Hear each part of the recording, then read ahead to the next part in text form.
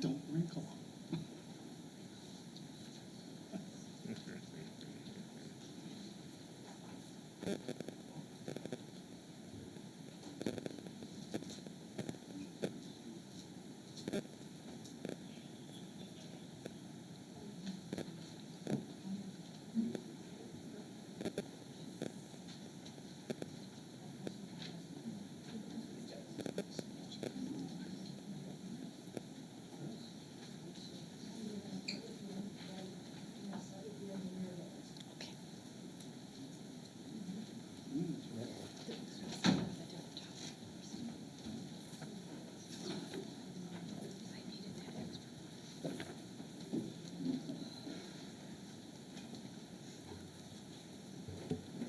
Mic check. Mic check. Joe, is it good? Can you hear me? Hello, hello. Should be on. Got it? Okay. Yeah, mine's working.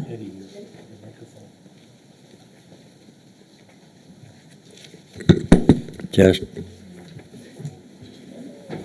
John? Check, check, check. I'm going to pass it to you.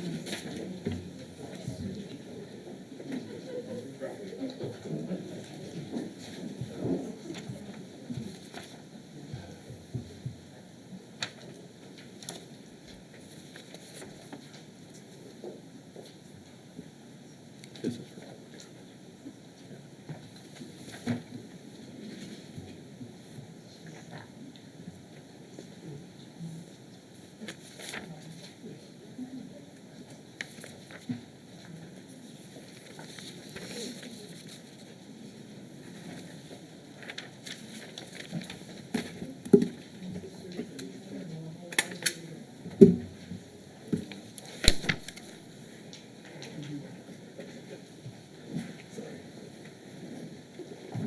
ready? Okay, we'll call the Vernon Town Board of Supervisors meeting of August 1, 2019 to order at 6:30. We'll have Pledge of Allegiance and moment of silence. I pledge allegiance to the flag of the United States of America and to the republic for which it stands, one nation, under God, indivisible, with liberty and justice for all.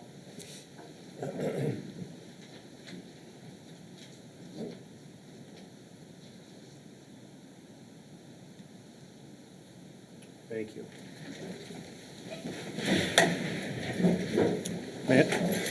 Madam Clerk, roll call and open meetings compliance check.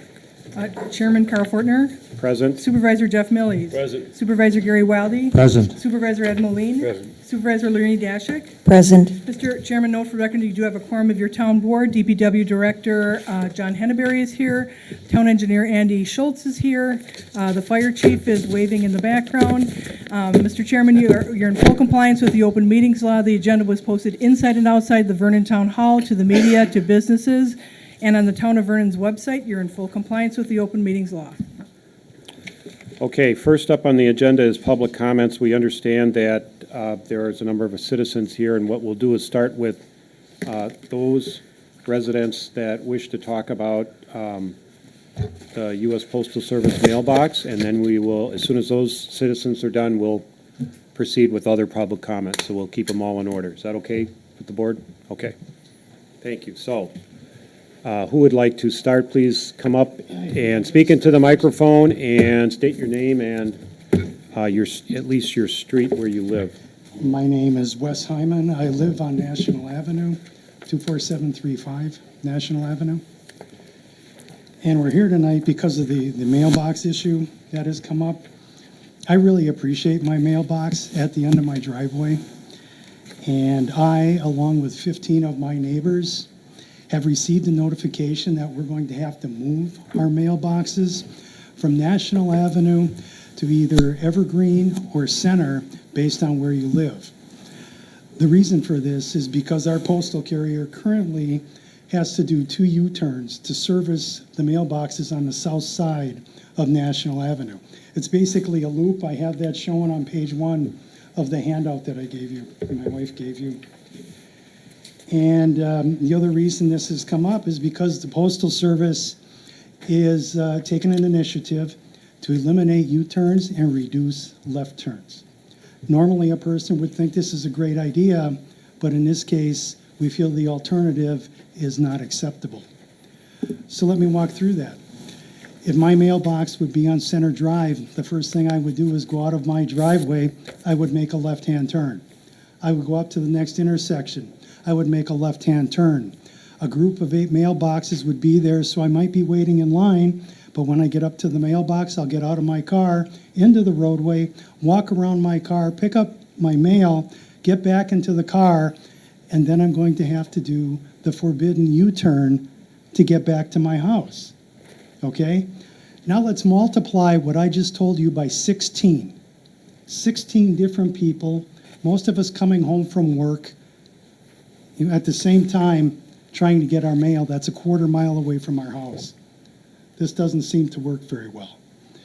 In this case, the cure seems to be worse than the disease.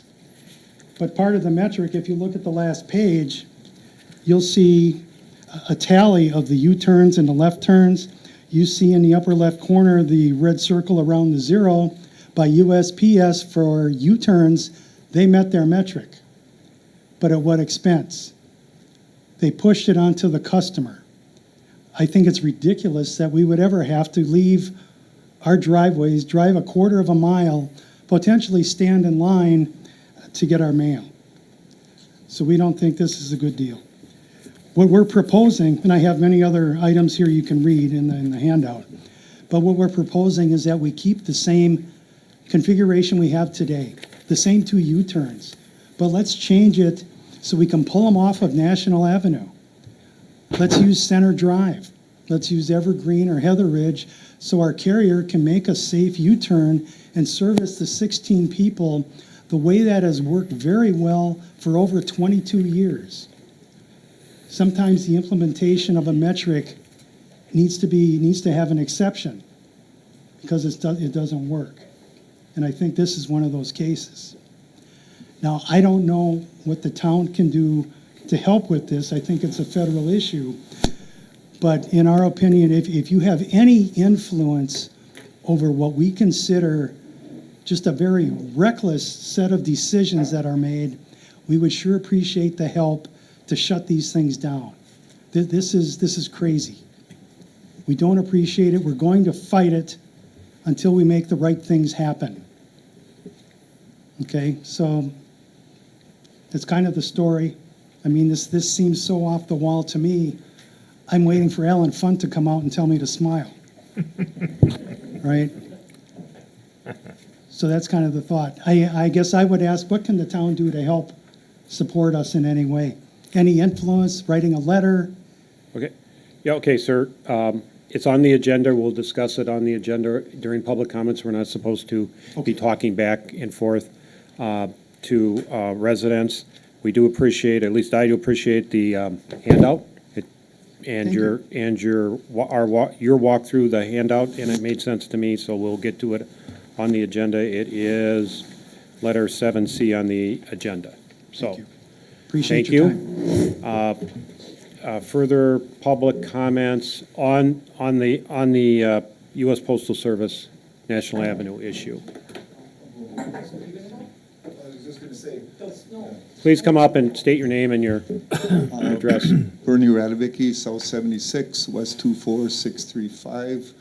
I'm also concerned, and I back Mr. Heidemann 100%, that's from the group, right? We're concerned about the safety when it snows. What are you gonna do in a situation like that? Who's gonna be responsible for clearing it? With the boxes where they are presently, we take care of our mailboxes in the areas. We try to keep them looking neat so that the driver has access. I don't know what brought this about. There was never really detailed information. Where I come from, when you have a problem, you look at the problem and you address the issue, not modify something to take care of something that somebody is doing something wrong. That would be like slapping your kids saying, hey, don't do that, not telling them the reason why. It's just frustrating. It totally is. You just don't know what to do. And then for my wife to cross the road when it's slippery and icy, we're asking for someone to get killed. And that's basically what we're saying is acceptable. The roads are slippery. You know yourself how they get plowed from time to time. And then we got to cross the road. And I don't know if we have a measurement as far as volume on ES, but it's at least double what it used to be when we got our mailboxes moved to the south side. And then when I was driving into McQuanigo and even coming down Center, there's mailboxes on both sides. Not only in our district, but down the pike. So all I'm saying is I think this was made, like Wes said, just to take care of an issue really quick and to go like this and say we're done. And I don't think they put a lot of thought into it. And that's whatever you guys can do to help us, we'd greatly appreciate it. Thank you very much. Thank you. Further public comments? I know there was, you go first. Who's next? Okay, anything more on National Avenue Post Office? Yes, okay.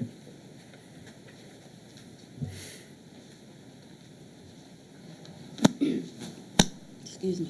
My name is Jenny Bugenigan. We're at the South 76 West 24855. My neighbor is not here, who was next door to us, Dave McDonald. We're a little extra unique in that we live directly across from Scotland. So we have 4 lanes in front of our property. Dave's almost 80. I have kids. My kids in the last, first of all, we fought this battle already. 20 years ago, we got it moved to our side, and because of the safety of all the people here.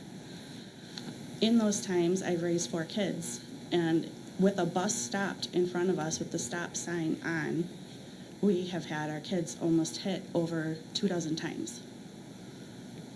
So you want all these people to cross the road with no bus and no stop sign or no well-marked anything.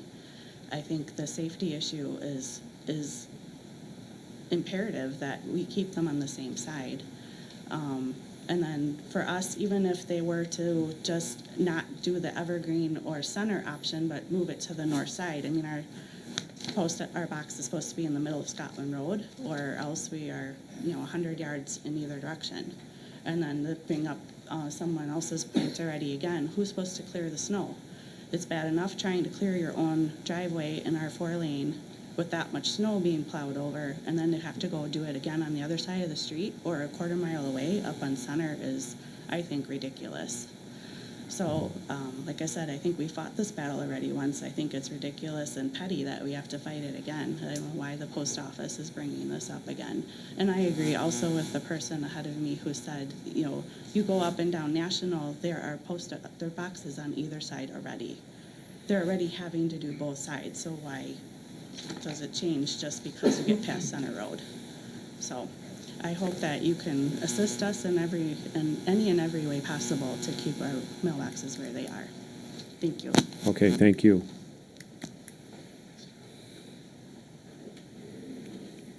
Further public comments on the mailbox?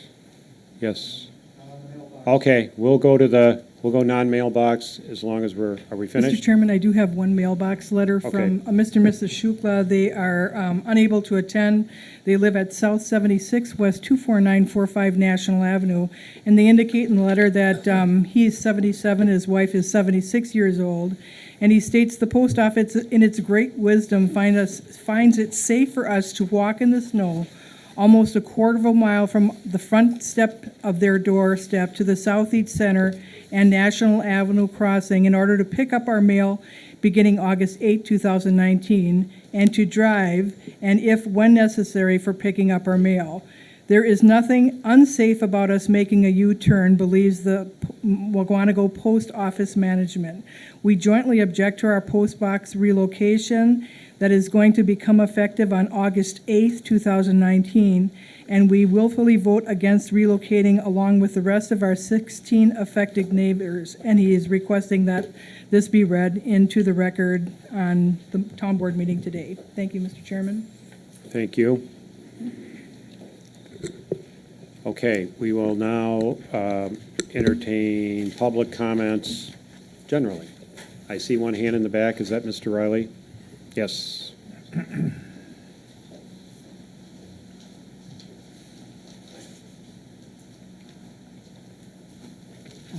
On tonight's agenda, you have a proposal for the town of Vernon to incorporate. I just wanted to read this. One statutory requirement for a town's incorporating is the need to establish a sanitary utility district. Didn't Chairman Fortner say in the most recent candidate forum that he wasn't in favor of sewers for Vernon? Remember when Chairman Fortner passionately spoke about preserving the unmatched rural beauty of Vernon's Maple Avenue? Then think about this.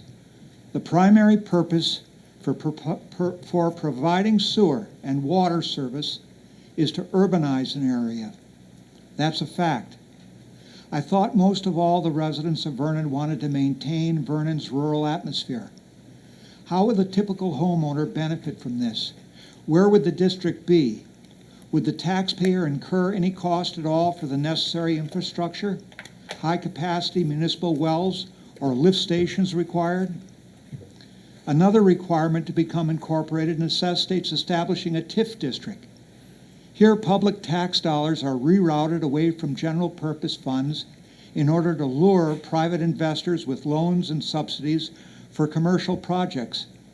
This scheme holds the risk that if mistakes are made by local officials, the property taxes paid each year by the residents of of a town that's incorporated will rise or even soar. So also, since business cycles have ups and downs, a municipality borrowing against projected TIF revenues may be overly optimistic and may lead to financial chaos for a community if growth doesn't match projections. You also need to have two border agreements to become incorporated, and we've got one that two members of the town board don't like and wish to nullify. If that happens, you have no border agreements. Lastly, the state would demand that the town hold a referendum on the matter. At the last town board staff meeting, our town attorney said that the window of opportunity to become incorporated could end as early as this coming December, but no later than June 30th, 2020. He further stated that the board would need to immediately hire an expert to shepherd the town through the process, and the board would need to allocate upwards of $50,000 for this expense. He then went on to say that time-wise, the effort would be very difficult to accomplish, and that the likelihood of success would be extremely small. He also informed the board that were the town to succeed, Vernon would likely face years of litigation from other municipalities over the matter, using the legal battle presently going on between the town of Lisbon and the village of Sussex as an example. This entire effort would be financed and paid for by Vernon's taxpayers. My question to Vernon's Town Board of Supervisors is, how many red flags do you need waved in your face before you table a proposal as preposterous as this one? I recommend that you watch this particular, to the townsfolk, I recommend that you watch this particular Vernon Town Board meeting held on August 1st, 2019 on YouTube.com. And tell your neighbors and friends about it. Thank you very much. Thank you.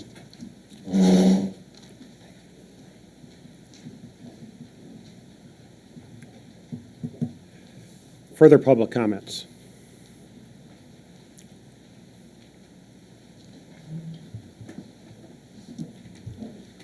Hi, I am Marie Komershek, and I live on Hilo Drive. I'd like to address 7Q on the agenda. Mr. Moline has got it on there to civil court action for repayment of previous reimbursed mileage from the previous town treasurer. All the mileage that was on there was approved by the town board. This goes back to 2010, does it not? And all of you, the buck stops with the board, not with Lorraine. The buck stops with you. You approved it. You said she was Can you supposed. ask her to direct the town board? Hold on. So- Talking to me, talk my name, Okay, I'd like her to bring it to the board. Okay, I'm not going Supervisor back. 3. okay. The rules of public comments Yes. are to be directed towards the town board as a Okay. whole. Thank All you. right. And the board is responsible for this. They approve the mileage. The buck stops with them. If you want to sue somebody, maybe you should sue the 5 that were on board at the time. I have the report from the sheriff's department, which I believe one of the supervisors had said that when it's investigated, he would abide by what the sheriff's report was. In here it says, I advise her that Treasurer Lorraine Dashik was able to provide proof that she had been using mileage provided to her by the previous Town of Vernon treasurer. I also advised ADA, and I'm going to call him Mr. Z, that the town board had approved every mileage submission reimbursement request from Dashik since she began her career in 2009 at the town hall. I did advise ADAZ that I reimbursed, that I believe that the board member, Ed Moline, had only conducted an audit on Dashik's reimbursed submission for unknown political reasons, which means to me that it's personal. Based on the facts of this case, ADAZ concurred that Lorraine Dashik had perpetuated no criminal violation of either theft or misconduct in public office.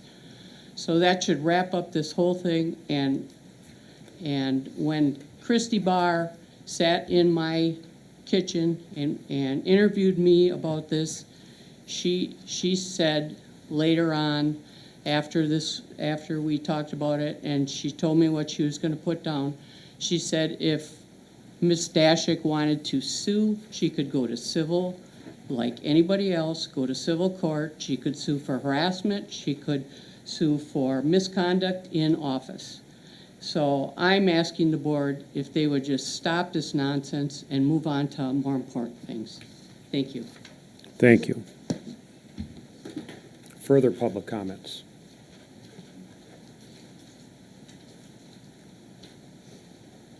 Further public comments? Okay, we'll close public comments. And I will read the announcement of a possible closed session from the agenda. Motion to go into closed session. Consideration and possible action on a motion to convene into executive session under Wisconsin statutes 19.85 1C, considering employment, promotion, compensation, or performance evaluation data of any public employee over which the governmental body has jurisdiction or exercises responsibility, specifically the review of compensation and benefits for a DPW mechanic and a DPW foreman, and Wisconsin statute 19.85 1D, considering strategy for crime detection or prevention. Included in the closed session will be the Town of Vernon supervisors, DPW director, IT consultant, and town clerk treasurer. The motion will require a roll call vote. So we'll now move to board matters. 7A, repair to the road and right-of-way on the west side of Center and Skyline, DPW director, and we have the town engineer, Mr. Andy Schultz. I got it. So Andy, maybe come up there, and whether Andy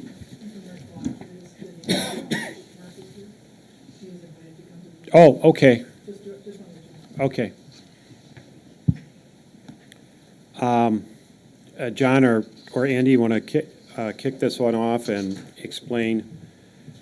Well, last year we decided, kind of figured out that the side of the road was caving in up there on Center and Skyline, so it was a board's decision to go ahead and set some money aside for rebuilding that west side of the road from the intersection down. So we got Andy involved, engineering, and basically he's come here with what he's got together to propose so we can get this thing moving along, get it up for bids and whatnot. So just to show you guys what we're proposing on doing there. Okay, so there's money in the budget, has not gone out for bids yet. We're trying to get the bid specs together, and you're looking for some kind of motion to approve the bid specs and proceed with the Yeah, we'd bids. like to get this thing out as soon as we can, if possible.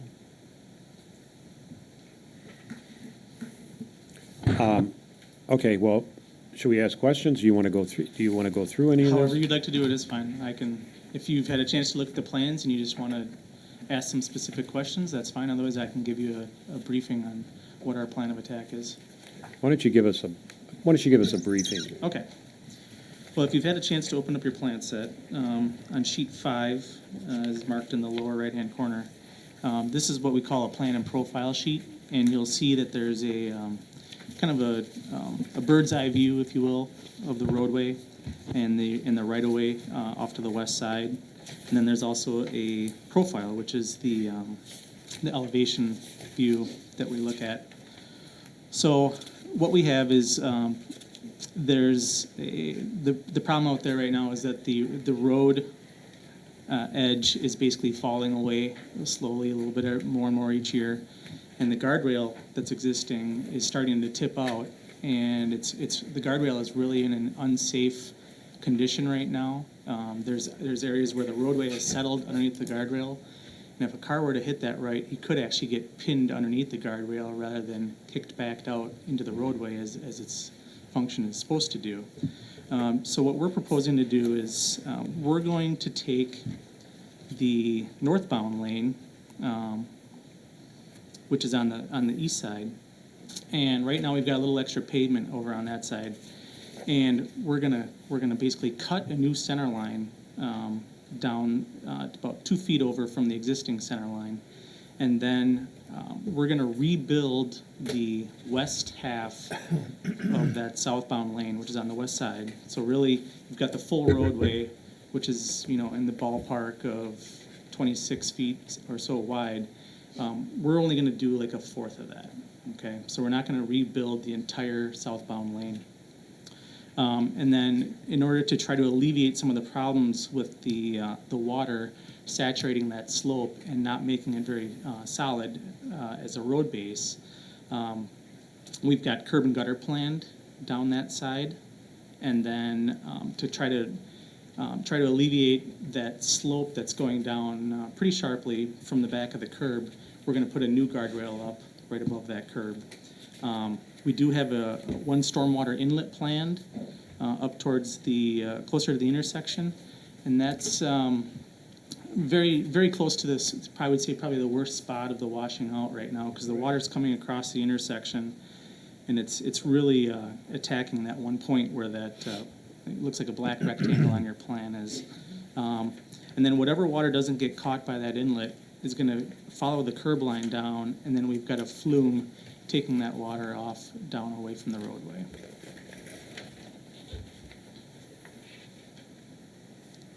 So as you can see, there is quite a few tree removals planned as part of this. And what we've done is we've kind of adjusted that slope coming off the back of the curb to fit the entire project within the existing right-of-way that we have. So all of the work is going to be done in the town's right-of-way, all the trees that are going to be removed, and other vegetation, I suppose, bushes, whatever, That is the plan, yes. is all in the town's right-of-way. Yes.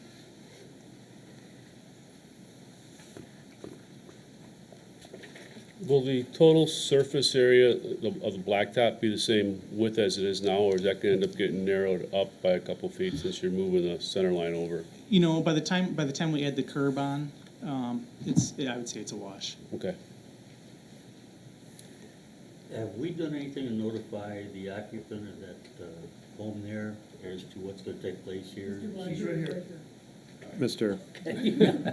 Thought it only fair to let you know that there's a problem there and something needs to be done. I'm well aware of the problem. I just want to back up a little bit. What trees are being All in the planted right to of be way. moved? All those evergreens? Yep. Yes. Why? If you're moving the center line to the east, Yes. you're gonna move that guardrail over more to the west? No, the guardrail is basically gonna be roughly in the same spot. So then why? You're do you making, have- you're making room for the curb. for the So curb. then why do you have to remove all those trees? Those trees been there for the last 27 years. Sure, sure. No, that's a very good question. And part of the problem is you've got a very steep slope coming off of that roadway, okay? When that slope gets saturated, right now it's not a good base for that roadway, and that's why the existing edge is basically falling off. So to rectify that, what we do is we try to lengthen that slope out and flatten it out a little bit. So what we're trying to get to is like a 3-to-1 slope away from that curb, from the back of the curb. And we can't even get that totally throughout the whole length of the project. We're actually up at around a 2-to-1 on the north end here. When So you the- say so the- 3-to-1 slope, what does that mean? So a 3-to-1 slope would mean that for every 1 foot of drop in elevation, you've got a 3-foot run. So you've got a 1-foot drop, a 3-foot run. Like, imagine a house pitch. How far into my property then will that new? It will not. We're holding everything within the right of way. On purpose. So you're not gonna adjust the slope of the homeowner's property? No, Fro- this is all. into the This is ditch. all in the back slope of the. Right, so of roadway. the slope problem is really by the road. It's too steep is what you're saying. Yes, yes. You need to flatten it out. flatten it out so it's less steep. And that flattening out will go to, will help stabilize the road bed and the Yes. road. Yep. And then, but when we flatten that out, there's enough room to flatten in still be in our right of way. And then the slope coming, I assume there's a slope coming back, or does it keep sloping into the neighboring property? In that area, there's a big draw or kind of a gully Mhm. going down from, further back in the lot. So yeah, it's not a traditional roadside ditch. Where you have Where you'd have, A little. a foreslope and a back slope. slope, right. It's a big area down there. Okay, but we're not gonna change the slope from I think you answered it, Yeah, from the from- property from- line into the right of way, okay. Yeah, from the property line back onto the private property, that's gonna remain untouched. So you're going to go from the center line in the center, 50 feet to the west, which is the right of way, correct? I don't believe it's a 50-foot right of way there. It's 33. 33. 33? If you're gonna put a curb in to ward off the water, why then do you have to come more into our property and then cut down all those trees? Well, you still need to have sufficient ground holding up the backside of the curb and the roadway. If you have say a 1-to-1 slope or a 45-degree angle, like pretty much what's out there right now, there's no support. And that's why you have to take that ground out and support it from further out along the side. Imagine like if you had a gravel pile and you keep throwing gravel on it. It's just gonna keep falling off once you get to a certain point. That's kind of where we're at right now with the But roadway. if the guardrail's not gonna change, and you're gonna put curb to the east of that to ward off any water. The so it curb doesn't- is basically directly underneath the guardrail. The guardrail's gonna be east of the curb? No. The guardrail is going west of the curb. Okay. The post will So be. the curb should stop the water from going west into the guardrail, correct? Yes. Well, we're hoping that the curb stops the water from going over the edge of the road, saturating that ground and making it unstable. If I could address the board, there's probably about 30 trees there that we planted back in 1992. They're 27 years old. I think they added to the community. They definitely add to our property and help screen it. I would ask you to reconsider, especially if you're going west and pushing that road more, to the east. Why do you have to destroy all those trees? What's your solution? You're the engineer, I don't know. Well- I would leave the trees alone. You're saying you're pushing the road more to the east. If that's the case, 2 feet over to the east, But there's only so far we can go. We have to meet, town road standards require you to maintain 11-foot lanes, okay?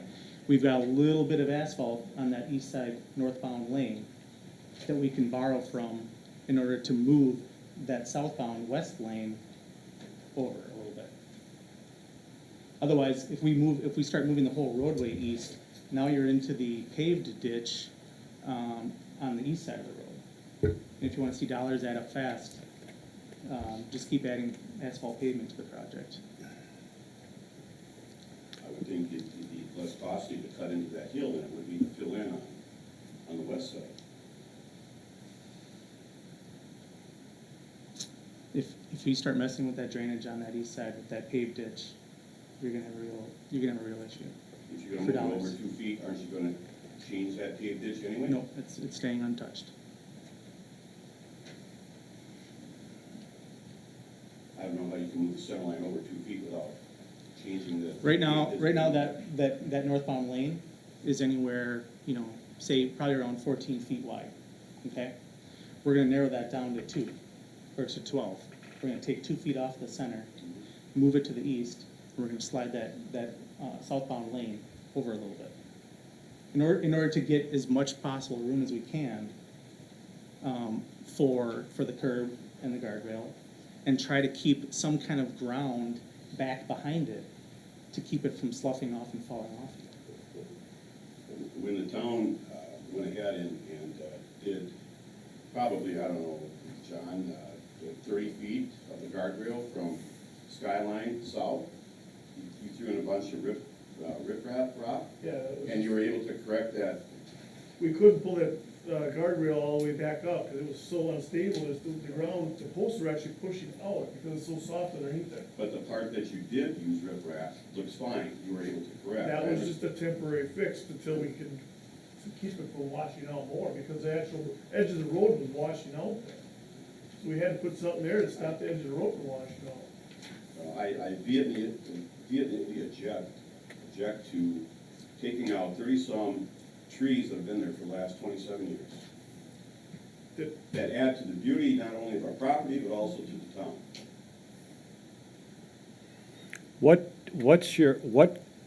How much slope are you going to need from the road down into that ditch that's in our right of way? 45 degrees in engineering is this year. You need to reduce it. Okay, so how Yes. many feet is that into the ditch? Oh, it varies because It of the varies slope of the road. because of the slope of the Yep. road. Yeah.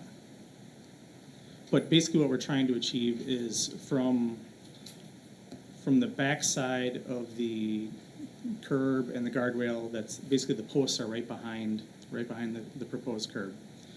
What we're ideally trying to get to is a 3-to-1 slope out to create some sort of support for that edge of the road.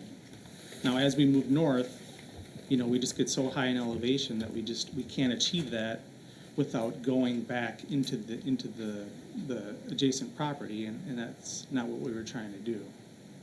We're trying to rectify this within the right-of-way. Right. Question, if I may? Yes, yeah. Is there any option to do some tiling somewhere down on that angle to try to alleviate the water flow from proceeding down into that low area without creating a backwash on it?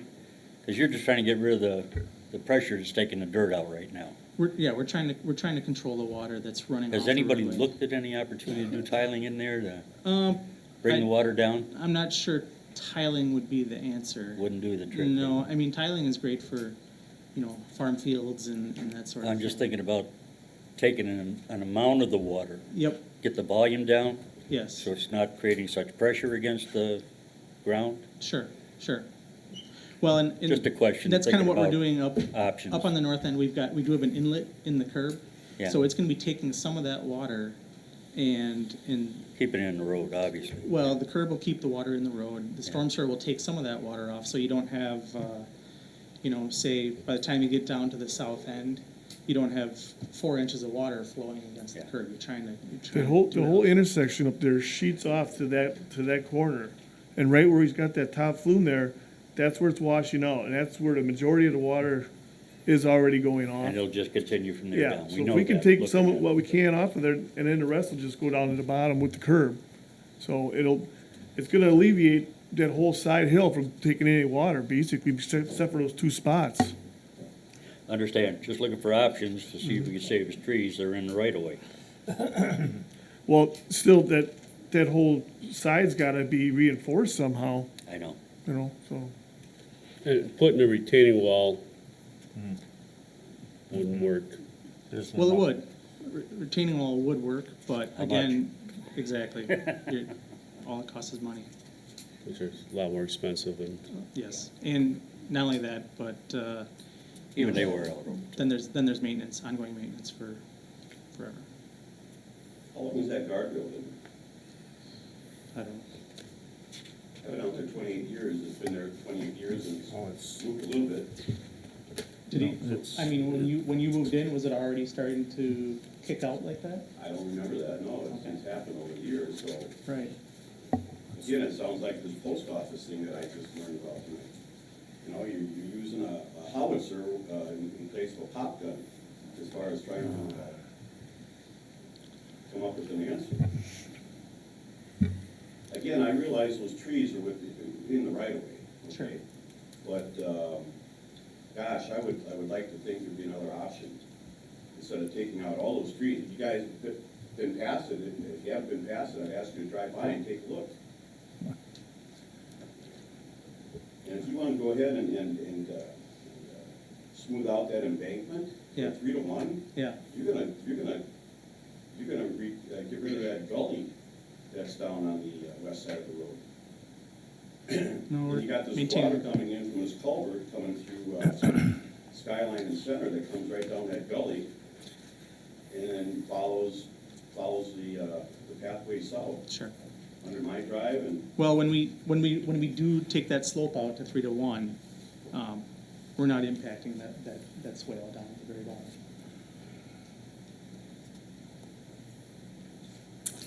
that guardrail's been there for the last 27 years.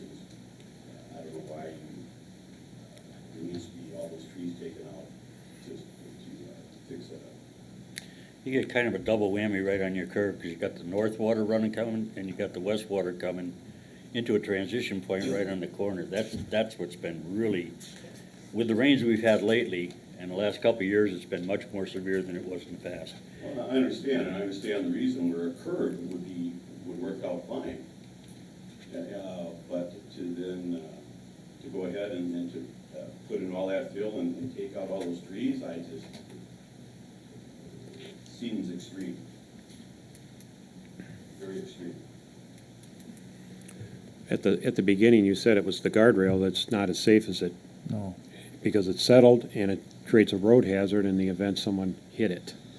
That's, yeah, unfortunately, right now, the way it's tipped out, and the roadway underneath that has settled, if somebody's car, if they dropped a tire, in that part of the road where it's starting to really fall off, they could potentially, I think, get pinned underneath the guardrail there. As we spoke of earlier, you don't know what's under the road right now. There could be a hollow cavern in there for all you know. When they So it built could be it, unsafe. they could have taken just topsoil and whatever material was there from the cut side and flopped it over, and who knows if they compacted it. My biggest concern has been to try to get this done before school starts, because it is potentially a what is very the bad timeframe? safety hazard. Well, right, we have it, that was, I think we're pushing it now. right, I was gonna ask specifically about that. That's why I was asking again about the guardrail and how safe it was. because it's August 1st, and we're going out for bids. Do you think we can get this done? I don't know how we can beat school, but can we get it done this fall? You're not gonna beat school. And I think potentially if there's contractors that have some capacity in their schedule yet for the fall, I think you could get it done this year. You might end up paying a little bit of a premium for that. And one thing that we had talked about in our office about how do we try to alleviate some of that was if there's an opportunity to push this off until spring, we could bid it with, say, 2 scenarios, an alternative bid, and have the contractor give us a price for completing the project this year yet, and then a second price for if they were to give them time to complete it in the spring. Say, first project out of the chute in the spring once we have the frost out of the roads. Might be an opportunity to see some savings and maybe even a little bit more competition between contractors. So we get 2 bids is what you get. You'd have Fall bid and a spring bid. Yeah, you'd have a base bid and then an alternate, yeah. No, Andy, we talked about keeping it northbound lane open, right? Yeah. I mean, is that still on the table, or, I mean? Right now, the way the plans are set up, we would be shutting that down from Mr. Blodgett's driveway to the Okay. north. For how long approximately? I would say probably 3 weeks. Do you have a tentative start date in mind based on this proposal? I don't. It's really dependent on, how fast we get an ad in the paper and get a bid Needs to get opening. closer. And then turn the contracts around with the contractor. Supervisor Moline, your mic's not picking up your comments. I had asked Thank you. if you had a tentative start date. Right. And this question may be, how soon could we get a proposal on looking at the retaining wall? If the cost is higher, I don't know. Depending on how much higher, we may have to look at that, I guess. Any idea? They'd have to go out for bids again, right, John? 3 people? I would think so, yeah. Well, we would do it as part of this, wouldn't we? Well, if you want to put it in with this, Yeah. and you have to change it all, it's gonna be a lot more. Wouldn't you have to do some engineering specs for that retaining wall as an alternative? Right. Yeah. Isn't that what you're asking, Yeah. John? Gentlemen, Yeah. If I could just make a comment, I know that on the west side of Center, through all the years and the rains and the washing away that ground that guardrail is in has obviously deteriorated and pushed back to the west. Why couldn't you just redig up that area that's been eroded?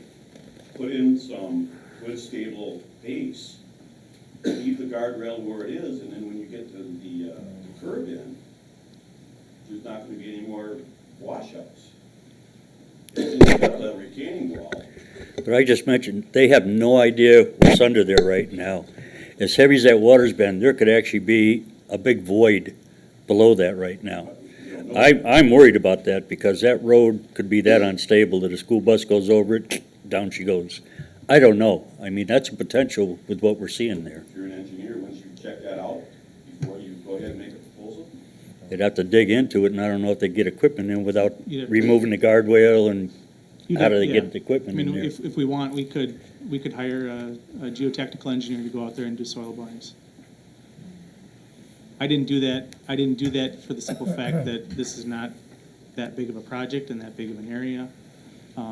We do allow for some unknown excavation underneath that roadway in our numbers that we have here. Yeah. Just because oftentimes when we do open up a road and start working on the base, we do find unstable soils that need to be removed and replaced with, good stone. I mean, there's, he's absolutely right. I mean, we could dig up the roadway on the edge, get some good material underneath it, put in our curb, put in our guardrail and, you know, and try to not touch that slope as much as possible. Save the trees, but, you know, then there's no real guarantee that you're gonna have a solid base here. This is, you know, this is my opinion of the best scenario for success with this road, shy of, you know, the areas where we couldn't get the 3-to-1, where we'd be back on this property.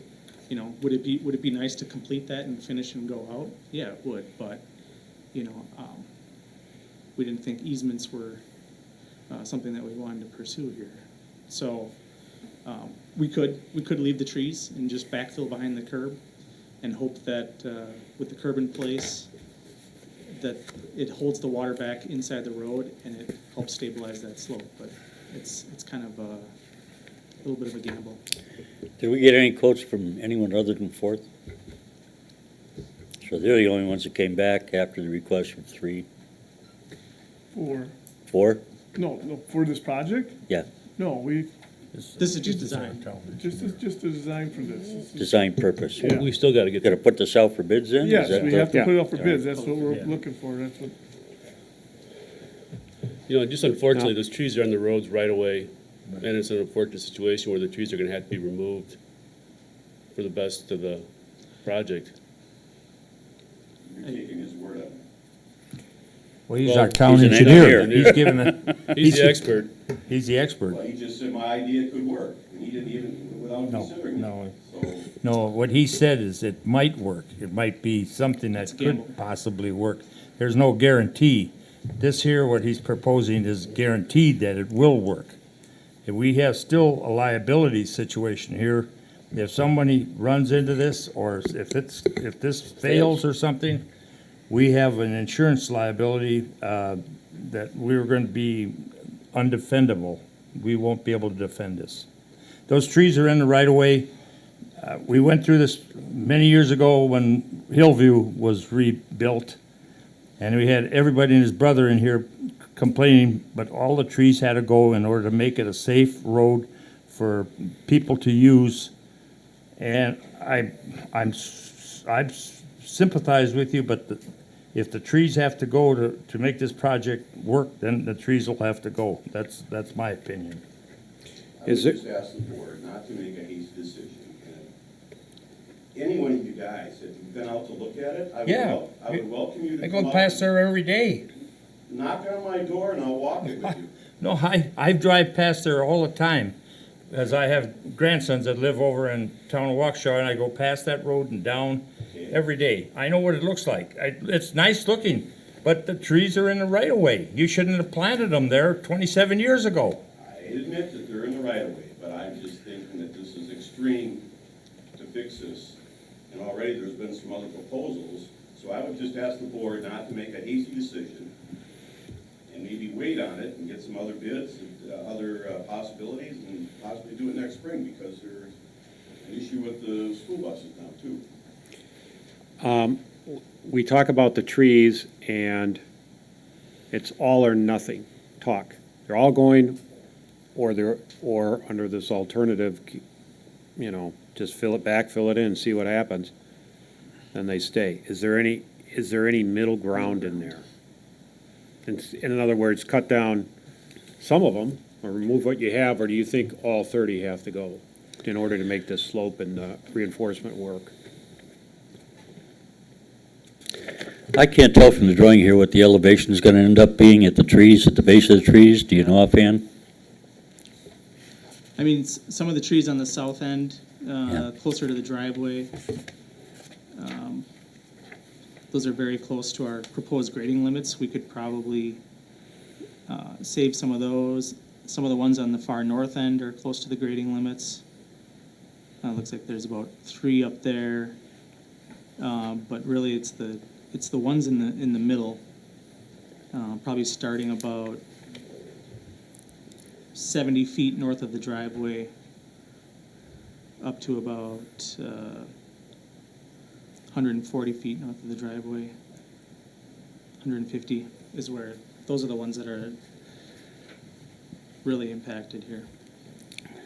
I mean, we could We could try to thin them out and leave some of them there and try our best to do some grading. Well, you run into potential killing the trees with dirt piled up a little above the roots, and then we're liable for the trees.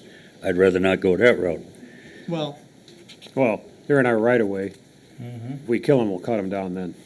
They're gonna get cut down anyway. I mean, if the alternative is cut them down now or try to save some of them, Well, and then if what, you kill them, then we'll have to cut them down later, right? you look at the evergreen trees too, and the life expectancy of them, was it 40, 60 years? You know, and you're halfway there almost now.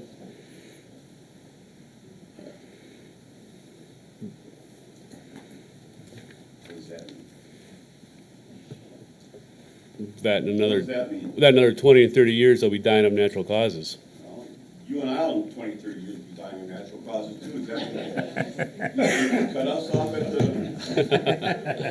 truck. But, Maybe sooner than later. you know, the problem Yeah, is. I hope you're speaking for yourself. Yeah.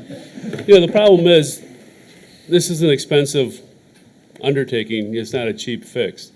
And if we do try to do a cheap fix, there's no guarantee it's gonna work, and we're just throwing more money at it. So I'd rather see it done right the first time. You've only got one proposal, maybe you could look at the second or third proposal. It's taken a long time to get that. Yeah, we're running into issues with timing. And If- safety. I if- mean, that well, safety issue's not getting any safety- better. The safety is driving the timing. If there wasn't a safety issue, well, we can do it next spring, No, yeah. right? But if there's a Well- safety issue, Odds are it probably won't be till spring. right, anyway, The guardrail's been like that for several years, if not more. Where was the safety issue back then?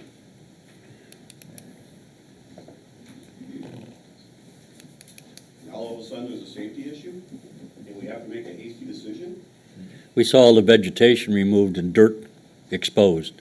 Question came up, with the water running off and the vegetation gone, what's left there to hold it back? Nothing. We hired somebody to look into it and say, is there an issue, is there not an issue? We got, yes, there's an issue. We hired somebody to say, what's the fix to the issue? That's where we're at right now. All I'm So it hasn't been, a quick decision on this one. all I'm asking is We've that evaluated it. Maybe consider a second or third option for a design. That could save the trees, that's all. if you want, I mean, we've got a structural engineer on staff. Could try to come up with some rough numbers for a retaining wall, and it wouldn't have to be, necessarily, whatever's cheapest, either if it's an MSE, like a block wall, or it could be a poured-in-place concrete type wall. Those are two options that we could look at. Maybe we look at thinning out the trees and trying to do some removal of topsoil around the trees and then try to fill in around it, but it's difficult. My biggest concern is timing. It's not getting any better up there. the backfill option, you said it's a gamble, it's risky. Is that a, If you 80%? don't do the backfill. right, Yeah. if you do it, what's your chances of success?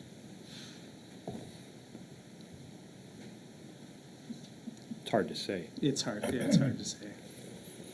Without knowing what's underneath that roadway, it's, Have you done enough layout and such to look at putting a barrier up now of some kind, retaining wall, whatever you want to call it, and see how deep you'd have to go to prevent the backwash from down below from washing it out again? Because it's going to run down that hill if we get the same amount of rain we've been getting. And what we're trying to do is slow it down. right. This isn't going to slow it down, so, because we're not changing the pitch or anything if we're not doing what you talked about, terracing it. Right. How far would you go down with the retaining wall, would you guess? Mike? Still can't hear me? Well, most people, my wife There you hears me go. fine. There you go. There you go. I'm sorry. Rough guess? Oh, man, that's, Let me ask you a different way. What, time-wise, are you gonna be the designer on this one? yeah. I don't know what your free time is, but how fast could you get back to us, you think, with a quote on On a retaining wall? Feasibility first off, then Yeah. quote on it, because I like to see feasibility. I'd say a week. I think we can wait a week, I don't know. Huh? Did you come back on the 18th? Possibly. 15th. I'll let you, Oh, 15th, yes. I'll 15th. let you know.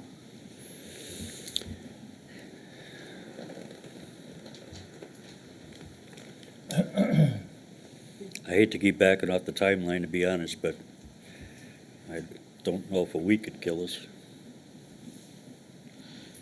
I don't think it will. You know, we've got the plans are, I would say very close. Probably, these are probably about 90% complete plans. The specification or the project manual that would go along with it as part of the other half of the bidding docs. Yeah.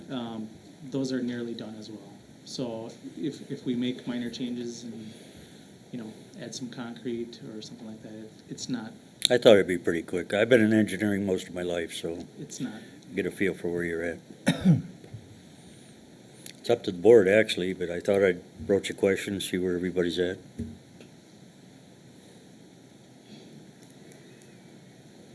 I'm fine with waiting for till the next board meeting, because odds are we're not gonna get a contract during this fall. Doesn't sound like it, huh? Hard to say. Some of them have a lot of work and some of them don't. But you got to find that one who's qualified who doesn't have a lot of work. John, what do you think? Do you think we can get a contractor in by the end of the year? Well, like you said, it's, everybody's pretty busy right now, and, I think you're gonna end up getting, the cost is gonna be a little more than waiting until spring, but,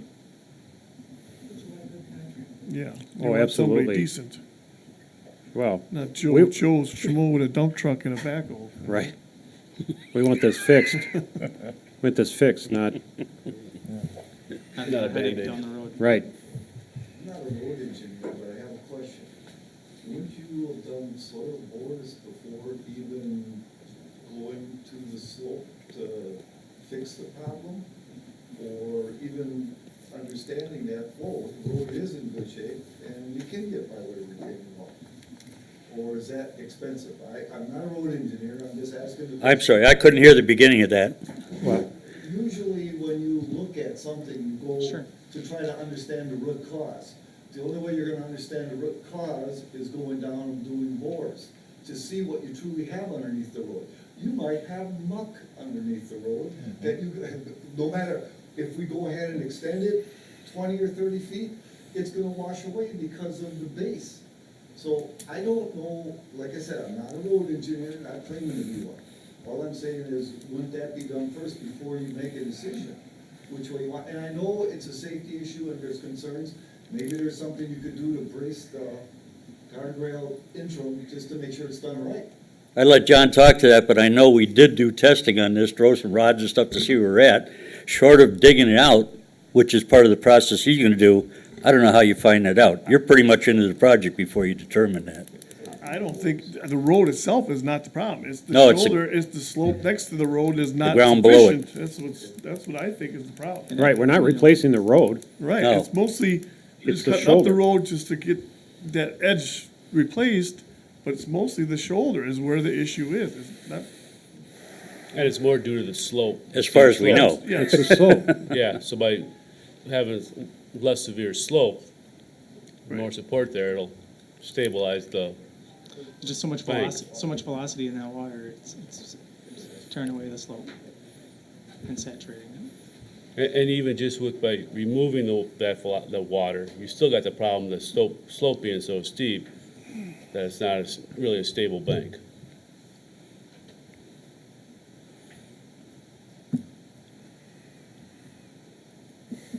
Okay.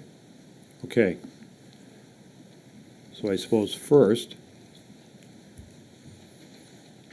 decision, I suppose, is do we want to investigate the alternatives being the retaining wall?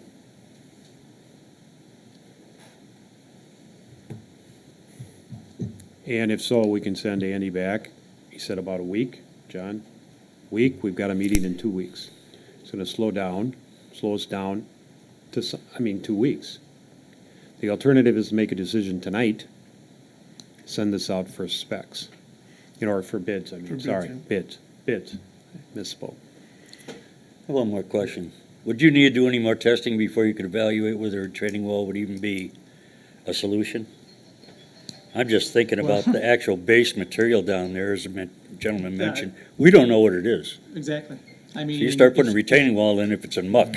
What, Didn't what, do any what I good. was gonna do, I was gonna basically just lay out, Okay. the dollars of what a wall would cost. Okay. Because I think that in and of itself is gonna be, Do we need to do some boring or anything in the head of Well, this? yeah, I mean, there's no way I would put my stamp or anyone else's stamp on a Without it? plan without soil borings out there, if we did go with a wall. But the problem is, walls are just so much more expensive. That's expensive. That's the other question is, what kind of soil are you gonna be putting a wall on? Is it gonna be stable enough to hold up a heavy wall? Well, just even assuming, say it's the ideal soil for a wall. Yeah. Just the cost of the wall Yeah. is gonna be a lot more expensive Doesn't than. sound like there's much enthusiasm for a wall, huh? Because Well, of the, well, at what point, the iffiness. how much more money are you willing to spend to save some trees? well, you know, we threw in here already, so. So, I think that option's gonna come back just so much more expensive. That's gonna be shot down right away. I don't think there's much doubt it's gonna cost a lot more money. Yeah, so why waste the time and money? I'm sorry you planted those trees in the right of way, but the trees are in the right of way and they gotta go. That's my feeling. I think the retaining wall is way too extravagant the other way. Again, I would go back, that guardrail's been there for the last 28 years.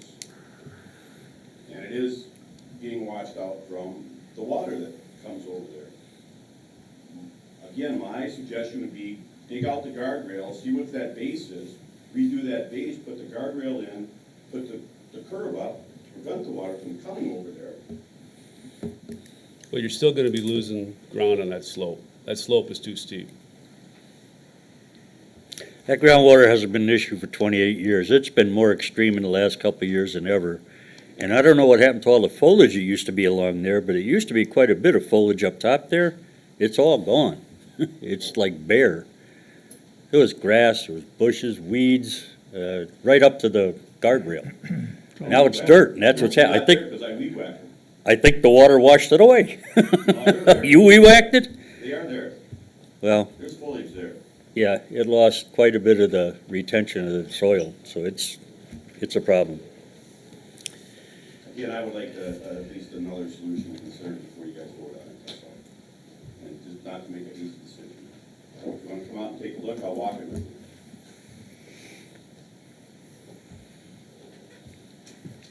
Well, we've got the existing engineer, the retaining wall, which sounds, without knowing a number, I don't know what prohibitively expensive means. 50 grand, I mean, we're at 90 right now. Or a Band-Aid, or a patch, and we could be here next year, Yeah, I if mean, it doesn't work. Now that the main design is built, what we can do is we can look at the cross sections and, starting at the back of the curb, we usually go back 2 feet behind the back of the curb with a flat area. And that creates some support on the back side of the curb to hold the curb in place. And then from there, we would go down to the 3-to-1. And I could look at, have our engineering technicians start at that, what we call it the hinge point behind the top of the curb, and go down and match in at a point, on the roadway side of the trees, if we wanted to keep the trees, and see what kind of slopes we end up with. Well, the deeper you go, obviously, the further back it pulls that 3-to-1 from the trees, so that's what you're looking for at this point. Right. Right, you pull it back, it might be 2-to-1, Or worse. 1.5-to-1. Or worse. Yeah. And the other Worse question is, how being- much do we charge the But taxpayers in, for another in an review? effort to, explore all the options, it's not a difficult thing to check It's not my opinion of ideal situation, so You would recommend 3 to 1, I would. Or greater. or greater, yeah, I mean, if you had room, you'd do 4 to 1. I- I mean, Yeah, Right. yeah.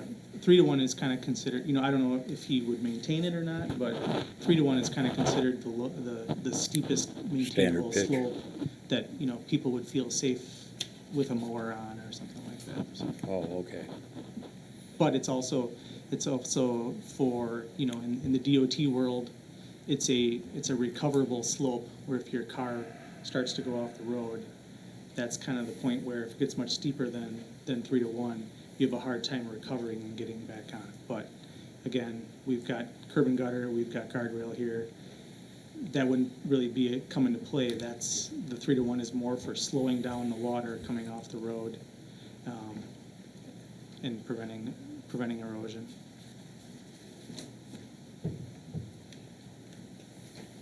Well, we'd hate to spend all that money and then have it not work, Right. and then we'd be back at it. I'll make a motion to send this proposal out for bids for both the fall and spring bid. Second. Discussion? As presented. Correct. Can we try and save as many trees as we can at least? Yeah. Any further discussion? All in favor? Aye. Motion carries. Unanimous.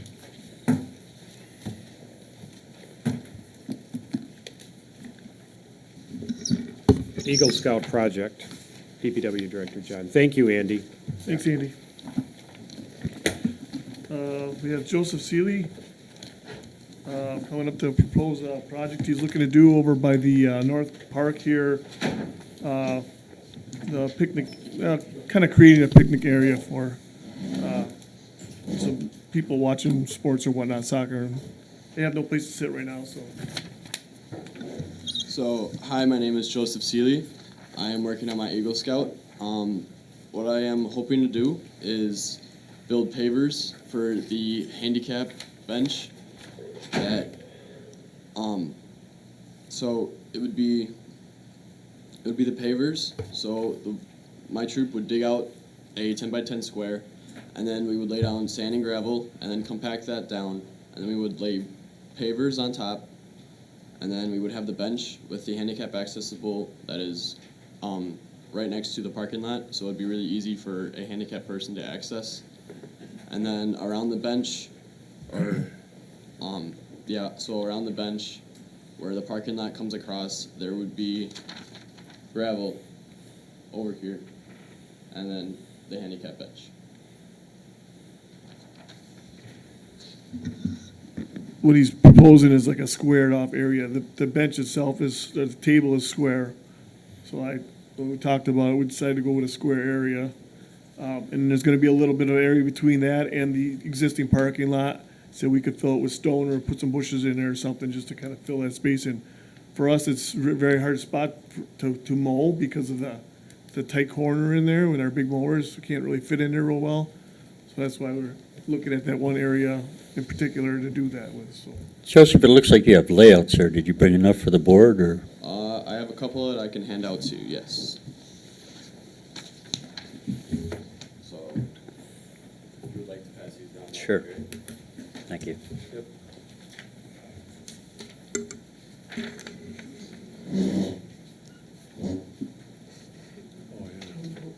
Donating material. Yes, so the Brickyard, they are down in Milwaukee, and they will be donating the pavers. And the sand and gravel, Mr. Henneberry said that he would be donating towards us. And,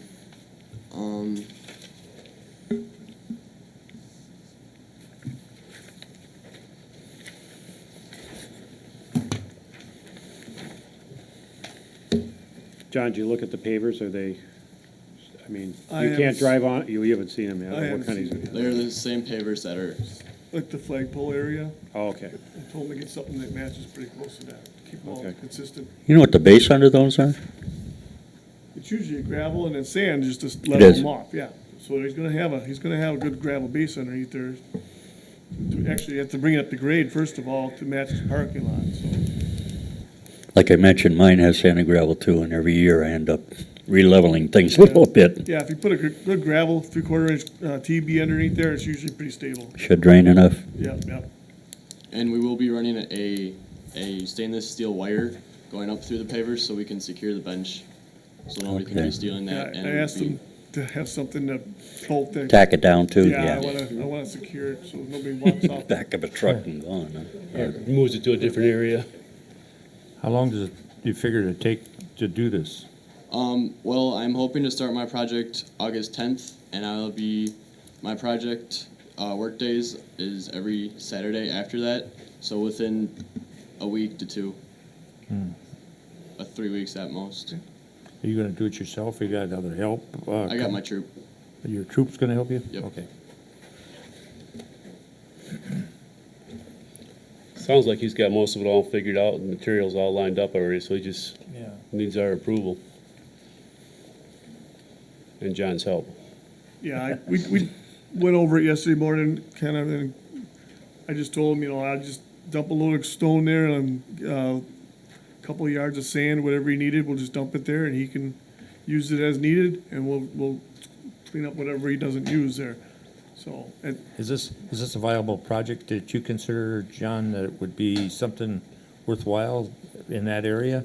I do, because right now, like I said, when they got the little pee-wee soccer and stuff going on over there's a lot of grandparents and whatnot going to watch these games, and there's no place to sit over there, so, and that's Okay. why with the benches, the other tables, Is it gonna, I would like to do more, actually, I was hoping to do a few more sections eventually, but I really want to do this one just because it's handicap accessible, and I want to be able to have somebody, or someplace for them. is that gonna be an area for just one bench, or is It'll it be large just- enough for a couple of benches? It'll be just one, One bench? yeah, they're He's got a square. whole troop though.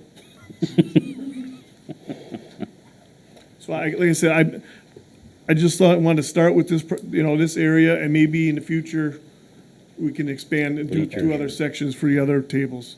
John, are you gonna check then, make sure there's enough gravel base and all that? Yeah, before they I'll start? help them, I'll Kind of monitor. supervise it help 'em out. and make. Sure. Do we have any insurance issues? Now, obviously, if it's on town property, so anything, John, that you would do, or the DPW department does, we have insurance. And typically when these start, Joel, I'll contact the Boy Scouts, they always do a certificate of insurance, so I'll make sure that all the insurance issues are handled. Motion. Yeah, I think so. I'll make a motion to approve the scout project for Joseph Seelig. As for, presented. as stated, the bench and the gravel and the sand and the whole 9 yards.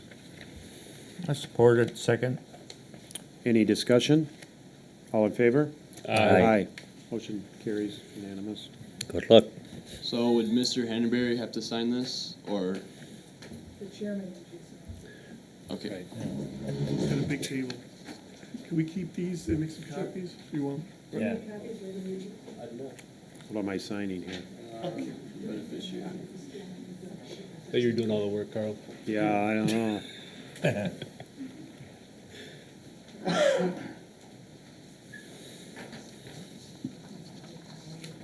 Okay. Right. And this is your copy of what that's.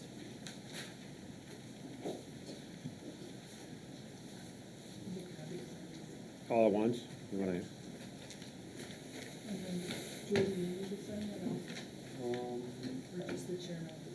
Just the beneficiary. So just him.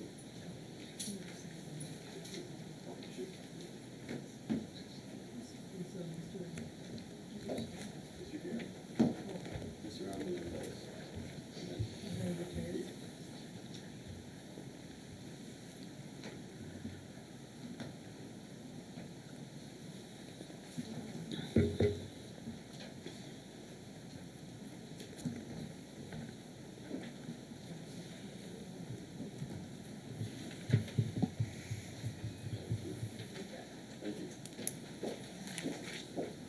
Okay. Post office mailboxes. Letter C. Obviously, this is a issue between the 16 residents here and U.S. Postal Service, federal government, and not really a town issue, but I suppose we could support them in some manner if the board so chooses. And I think the most we could probably do is write a letter of supporting, outlining our safety concerns. And John, as far as the safety concerns, as I understand them, I get it, the National Avenue safety concerns from the post office. I also understand we can't have people crossing the street. I think that's worse. And the alternative proposed, that is lining up 8 mailboxes on Center and 8 mailboxes on Evergreen and causing people to drive down there and make U-turns on Center and Evergreen. I mean, that's not good for our, making U-turns on Center and Evergreens, they're not that wide of roads to make U-turns, first of all, plus they're making U-turns. Where are they gonna park? Where are you gonna park? Then you're impeding traffic on either road, taking a chance on cars. This whole thing stinks.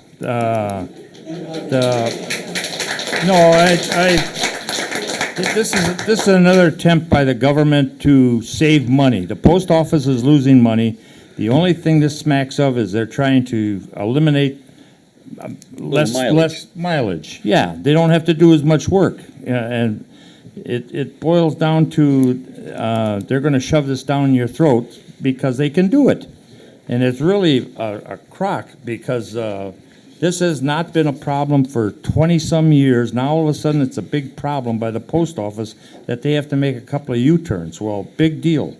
Rather them than all these people. Yeah, and all these people. So they're taking a chance on people, you inconvenience them to the point where they can get hurt or killed.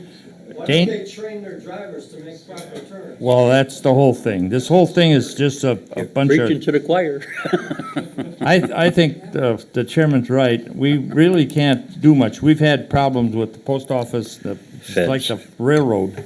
You can't, it's like banging your head against the wall. But I think I'd like to see us send a really strongly worded letter to both the congressman, to the post office general, whoever we need to send letters to protesting this. This is ridiculous. This is putting people at risk for no other reason other than to probably save a couple of bucks. This is a nice write-up. I'd include this with Yes, whatever this goes is out. a nice job. Well done by whoever did this. Definitely This is- centers. We could send this along with the. I with wrote our on mine. letter. Does someone have clean copies? Or email it into the clerk, please? I'm gonna make an in-person visit tomorrow to the congressman's office, my 4th visit in the past 3 weeks. Outlining like I thought I did one last thing last Friday, but this is better. You in Steels or? He's my husband, this is better. It's a nice, So, it's a and- nice and so layout. It's just like they can't say no, and we've already bumped it up. You guys have been wonderful 22 years ago, so this time when it happened, we had a family death, and so I waited a few days, and on that first Monday after the initial letter on the 11th, I went, what would you like to photocopy? This is my kid, not this kid, but another kid's grade school folder from 22 years ago. How pathetic is this? I still had it. I want to still put had blood everything. red on the bottom, major safety issue. Yep. Yeah. I mean, it So, is. There's no two ways I went about right to the it. congressman's office, and they've been wonderful, right on top of it. I'd hate to say it, but we're all getting older. My polka is turning. We don't move as Yeah, fast darn out of the right. way. Polka is turning into a waltz, yeah. Our carrier does Yep. agree with us. Our carrier says it's crazy for us to move our mailboxes. Well, somebody sat down and did a time study. That's what this boils down to. Yeah. And they could save a couple of minutes or some money this whole thing smacks of a government Yeah. sticking their nose in where they And don't the have one- to The do one it. who brought this up is the acting McGuanago postmaster. From East Troy, no less.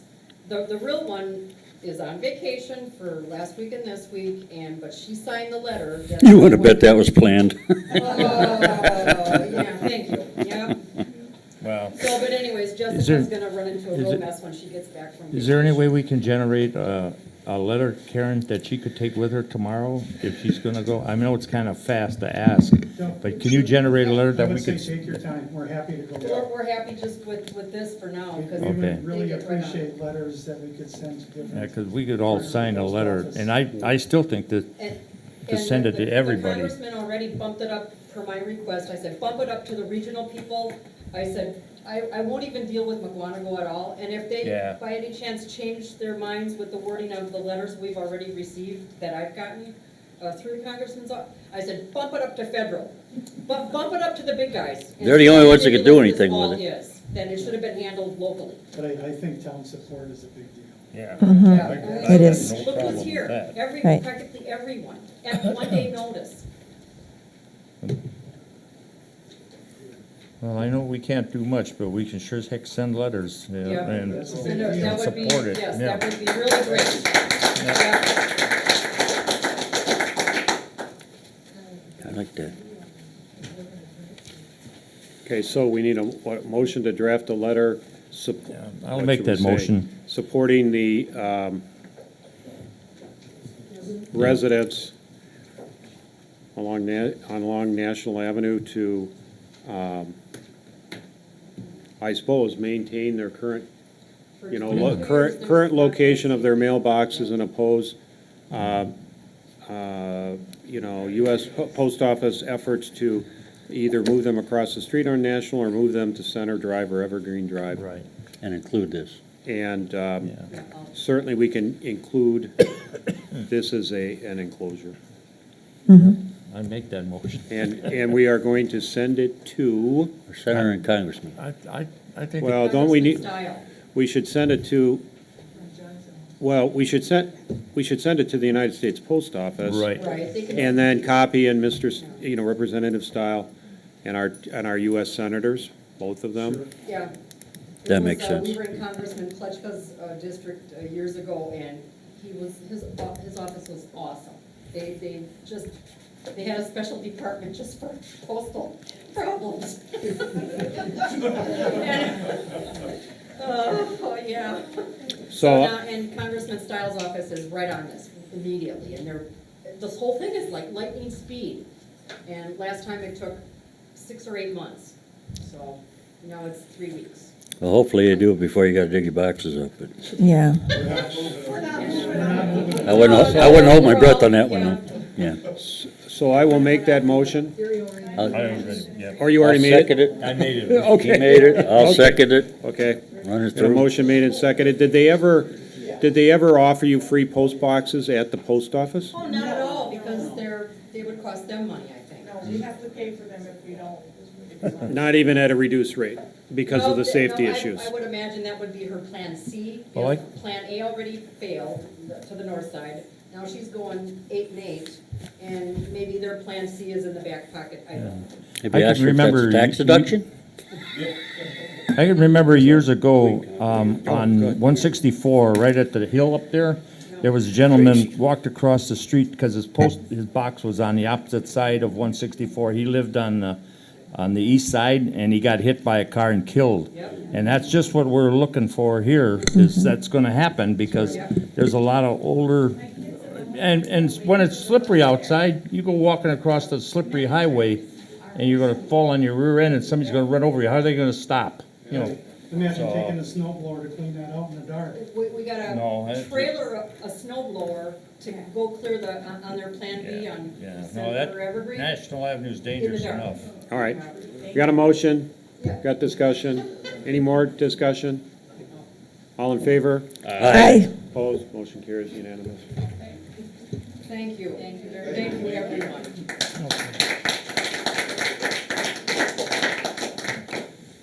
Chief Feldy.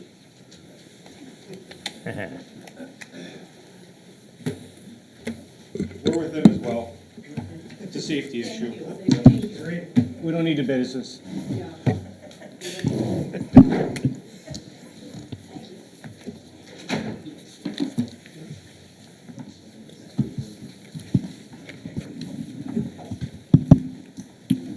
Okay, this is item D as in Delta on the agenda, contracted services for EMS billing, and a request from the chief, so if you So, could tee us up, Chief Feldy. Several months ago, I had sent a memo, it was kind of during the transition of, after the elections. Prior to our contract expiring with EMS billing, we had substantial issues. We had several meetings. Some of you were at those meetings, which were very painful, to be very politically correct. The level of, or I guess the quality of service that we receive from EMS billing has been, in my opinion, very substandard. Even though our representative has been a very good resource and is a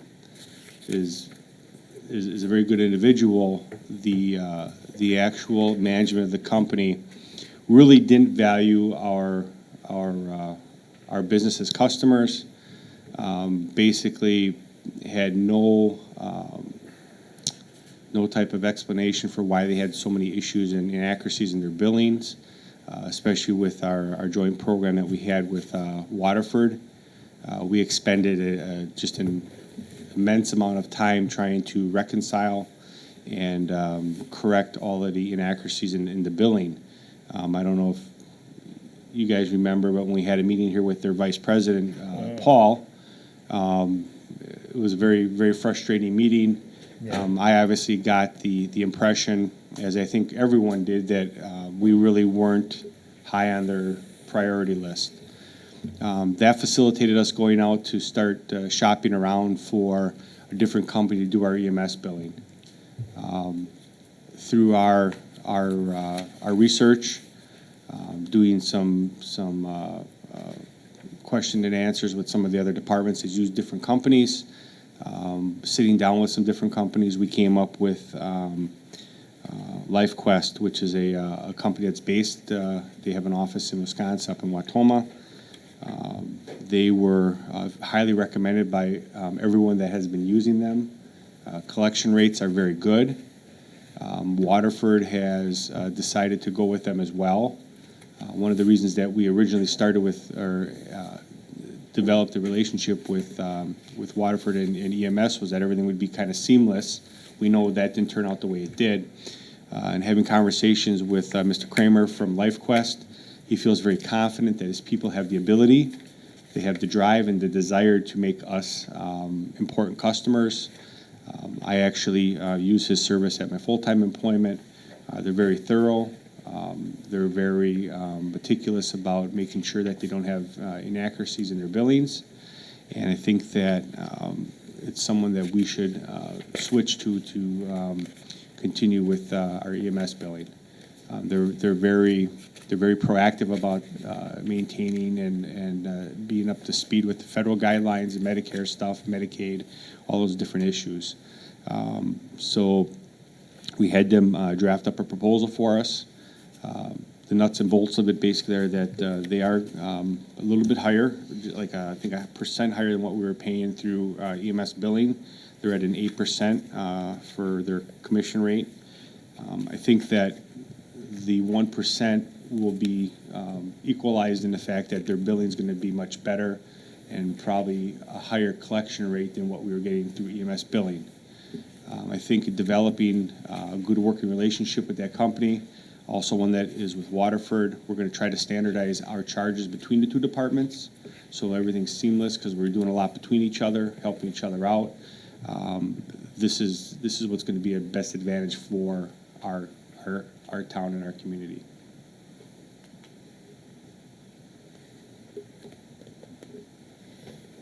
Well, I remember when we had that meeting with that gentleman from EMS, and it did not go very well. Not at all. No, it was not impressive that he wanted our business at all. He was. No, and he basically, I got the impression it is tough. You know, this is the way it is, and if you want to get your money back, or we're not responsible. Well, we actually were refunded commission fees based on their poor performance. We were given, Karen, what, about $3,000 back? So, I mean, we kind of held them to the fire from that aspect. Even moving forward from that day, the previous chairman Tom was asking him a question. The guy was very evasive, beating around the bush. At the end of the meeting, he goes, "Oh, I have that information here." And it just kind of culminated with a lot of frustration that we're done with you. There was language in the contract that said that we had to do a 30-day out, 90-day notices, all those different things. I had gotten communication from them that they understood that we were very unhappy with their quality, and that they were eliminating any type of notice, anything that we could immediately stop if we wanted. I told Eric that we would get back to him when the board made a decision. I think he knows the writing on the wall, obviously, just because it was such. And I was very frank and very honest with him that the worst thing they ever did was bring Paul to the meeting. Had Eric been here, I think we could have probably salvaged some form of a relationship. But with Paul and his negative attitude, his disdain for his accountability on his part, really questioned our staff. We questioned their integrity, and we basically were focusing on one or two key issues, which was the agreement we had with water for intercepts and for transports there.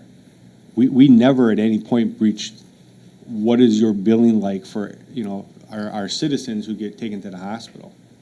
So I didn't even want to look at how many inaccuracies potentially could be there. So I think LifeQuest brings a very good reputation to the table. They're very proficient. They're very proactive about keeping us informed about updates. And I think that going with them, I think the term of this contract is 3 years. I think that it'll end up being a huge advantage to us. And I hope that we'll see an increase in our collection rates and obviously our revenues then. Waterford's using them now? They already switched? Well, they haven't switched yet. They're kind of in the same transition that we are. Things on their end got held up a little bit by their council. There was a couple questions, but we both want to be on the same page. Ideally, we want to roll it, that we both go and make a cutover date at the same time. And then we want to look and work with each other to develop standardized transport fees and charges that kind of mirror each other. So if we're doing transports back and forth between the community, there's not any pushback or any questioning to, well, why are we charging X amount and they're charging another amount? So, and LifeQuest is very good about keeping us updated on those things.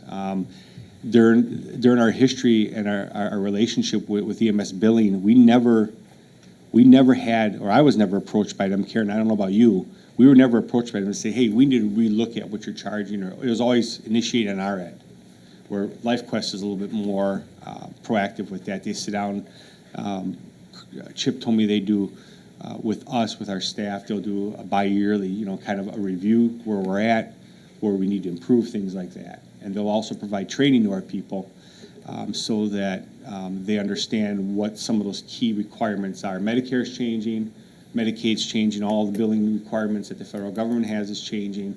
So those are things that it's important that they provide that training to us. The other good thing is that this company will utilize the same platform that we currently have. So from a training standpoint, we're not going to have a huge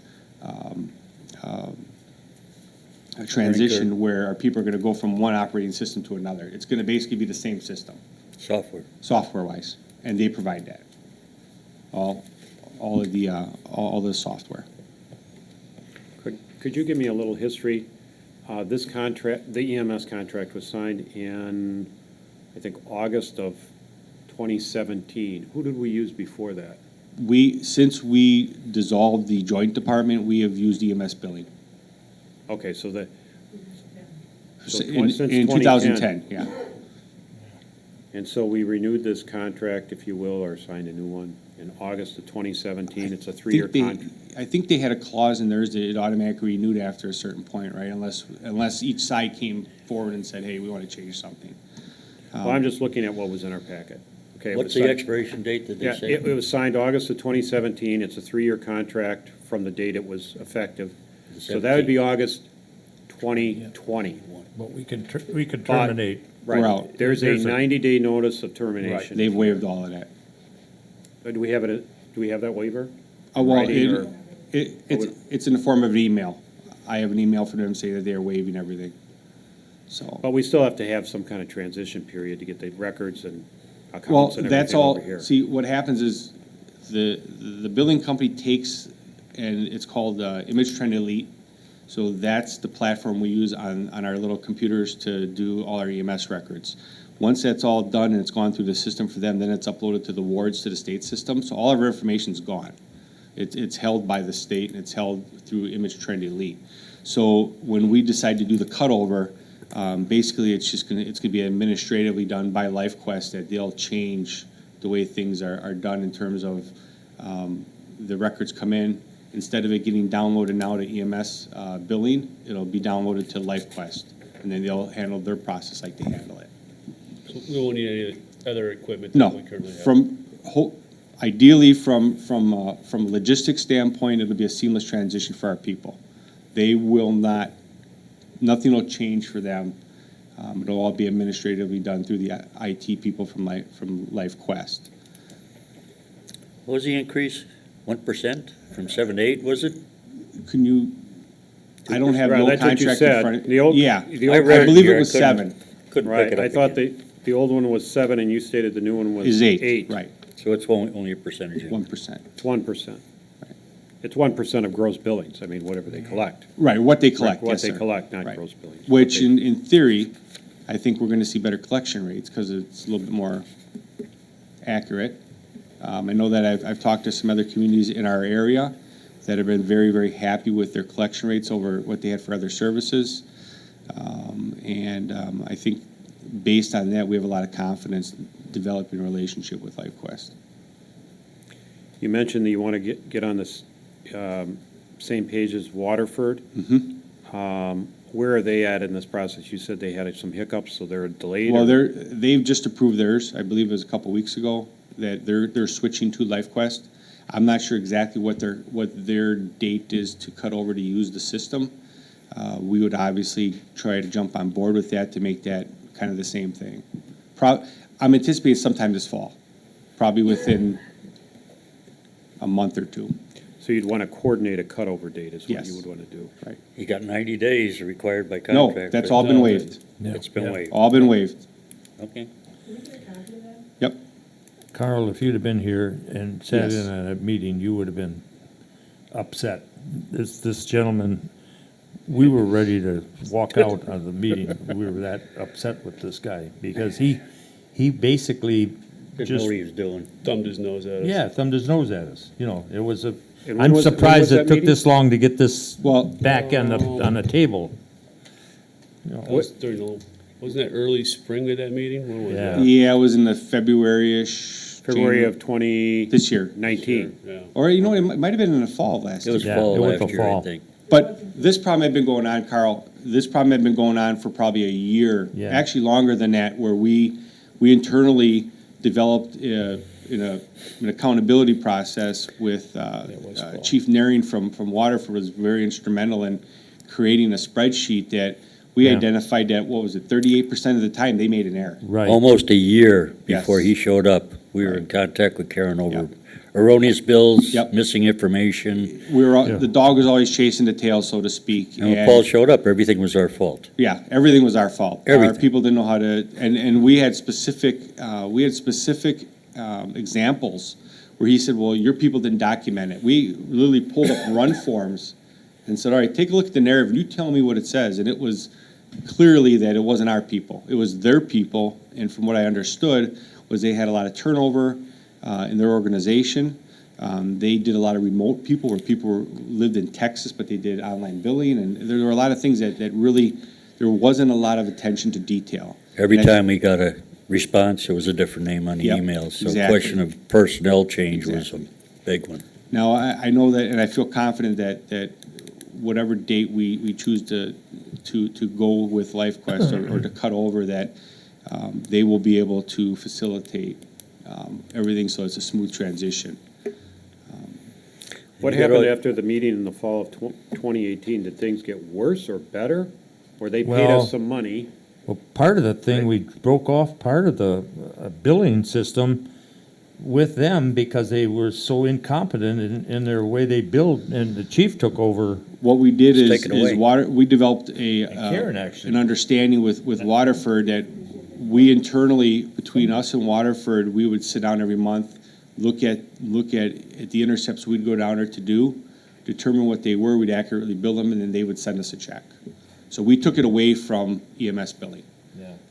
Just That's how bad because it got. it was, I mean, I just got a call a week ago from the chief of the Wales Genesee Fire Department, because we did an intercept there, and they billed it as a transport, and it was a no transport. You know, and now they're getting letters saying you owe us money. You know, so now I have to take time out of my day to call there, to complain and say, look, you need to fix this, and then 2 weeks later, they get another bill. So to me, it's very frustrating from the standpoint that I don't have confidence, my staff doesn't have confidence that they're gonna accurately bill what we're doing. Have you cleared up all the issues that were prevalent at that meeting? You both admitted Waterford and you guys had some different codings that were used for different operations, and you were gonna Our make forms sure they are all were the in sync same. with each Yeah. other? Our forms are all synced up and all the same. Now, They were back then too. That's what Well, he tried to say we had different stuff, and it wasn't. We actually have, if you look at the templates, they're very close to each other with the exception of a couple different things. But the meat and potatoes of our EMS report are all the same. So Okay. if I pick up a Waterford Tough Book and I start putting information in, the tabs are in the same spots. well, you know where I'm coming from, Right. because his complaint was, Well, yeah, his well, they complaint was give a lot it of to me as things. A, you give it to me as B, how do I Yeah. know the two things are the same? Right, right. And So that never really was an issue? No, it was not. Okay. The issue was his people and their poor performance. I So, picked up. again, that's what facilitated us starting to talk about switching companies. And like I said, I know we had sent a memo back in probably April-ish, May maybe, where we had requested to switch, and I don't know if it just never made it through the system, but Waterford and us and Waterford are both going to commit to develop the relationship with LifeQuest, and I think moving forward, it'll be a huge benefit to our revenues and our billing. How did you land with LifeQuest? I mean, there's other companies, I take it. We did. Did you examine other Yep, companies, or? we jointly sat down, Waterford and Vernon sat down together. We talked, we did a lot of knocking on doors, so to speak, talking to different fire chiefs. Hey, who do you got? Who do you like? There's basically 2 or 3 big players in the game. LifeQuest was one of them. I looked at what people in Waukesha County had. I respect the opinion of some of the chiefs that I was dealing with, and they were very, very forthright and very honest to say, yeah, this is something could be a little better. This is something that's great. Since we decided to make the move to LifeQuest, I know there have been other companies that have left EMS billing to go to LifeQuest and to other companies. We just felt that after going through our internal process, that they provided us with the best package.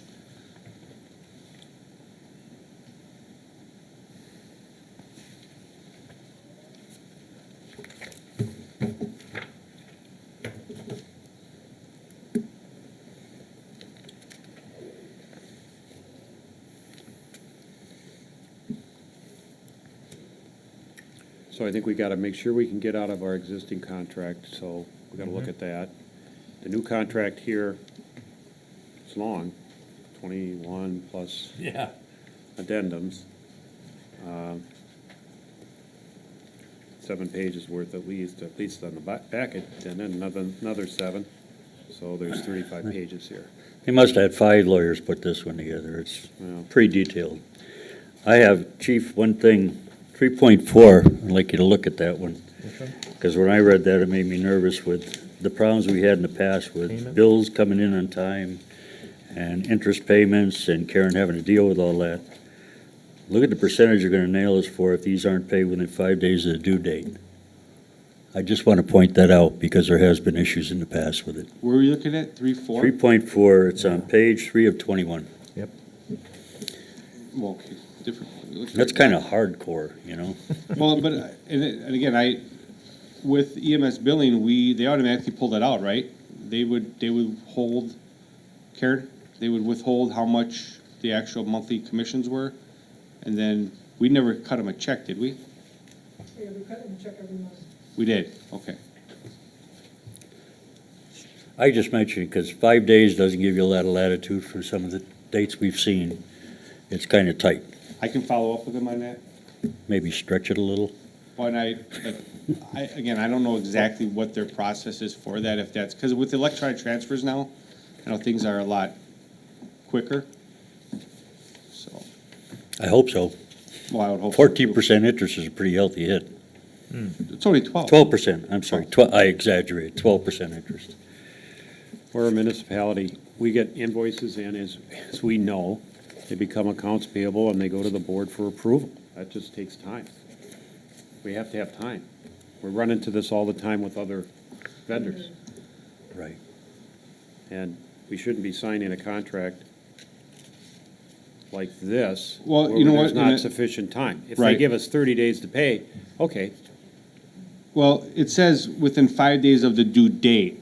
Again, we'll clarify, but I would assume that might be a 30-day net, like most places are. Although some places have gone to 14 days now, but a lot of them, if it's within, if they give you an invoice on August 1st, it's probably due September 1st, which gives us, right? I would assume. If let's say the invoice is August 1st, the due date, just like a credit card, would probably be 30 days.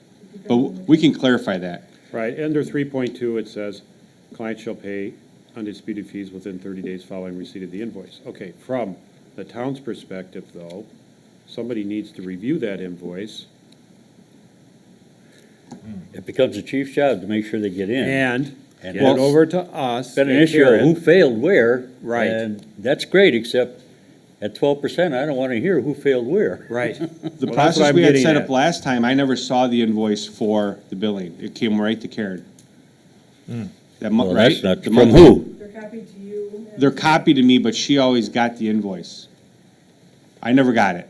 All of them. No, they emailed to you and I. Right, but you took care, it was, Oh, yeah, it was I got But right you to wait for his her. approval to do anything. No, I No? never asked him once. no, because it's all, it's all done, Based on their electronic. right, quotes and- we do all the electronic collection of the data. Transfer. It goes to them, it goes to the system, comes back, and then comes to them.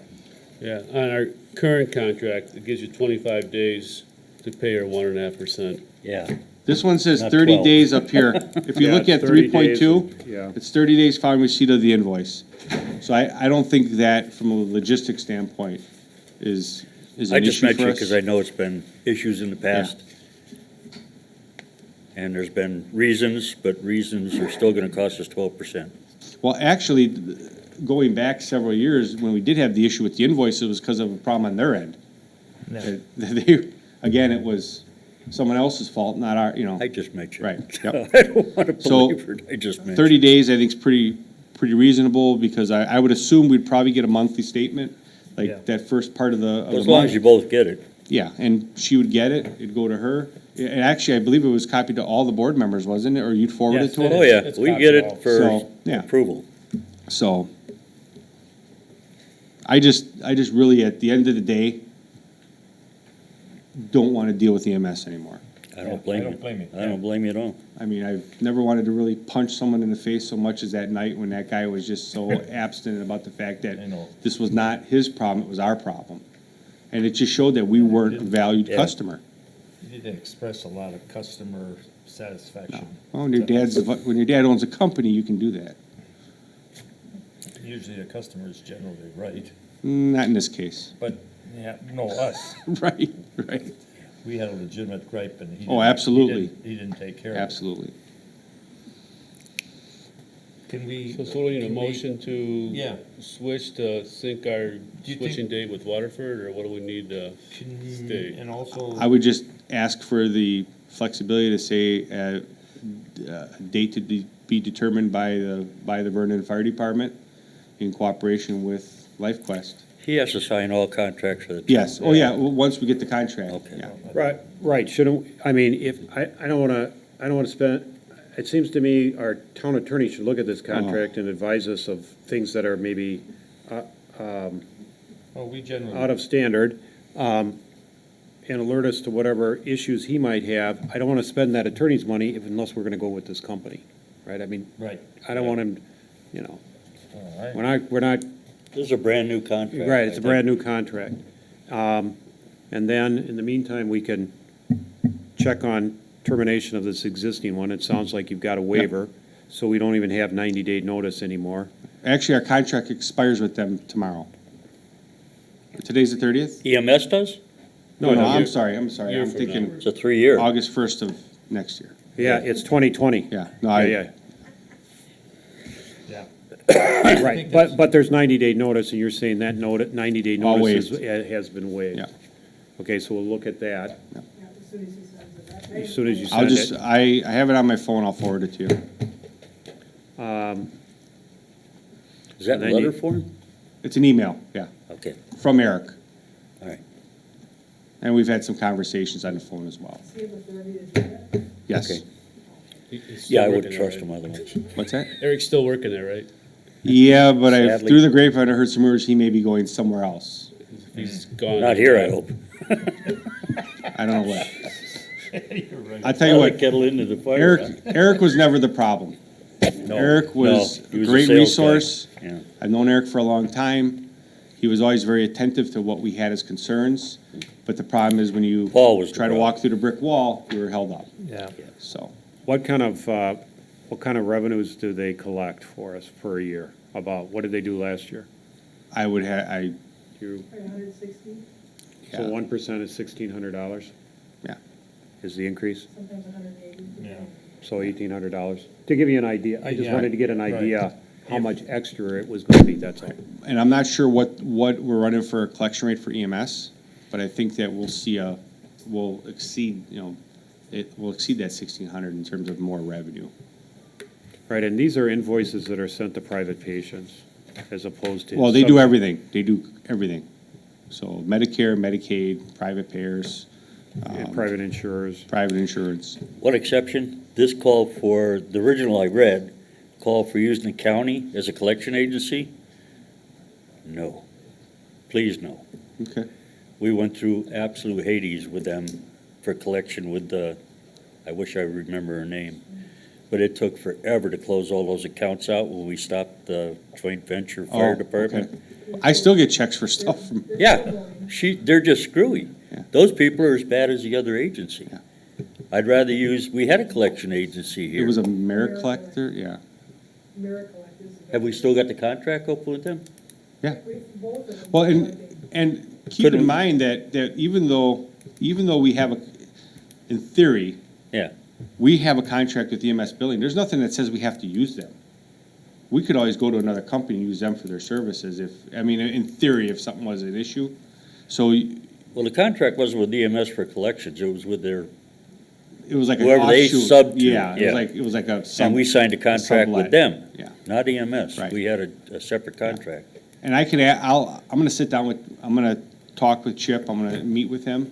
Patrick and I are gonna sit down with him in the next, probably next couple of days.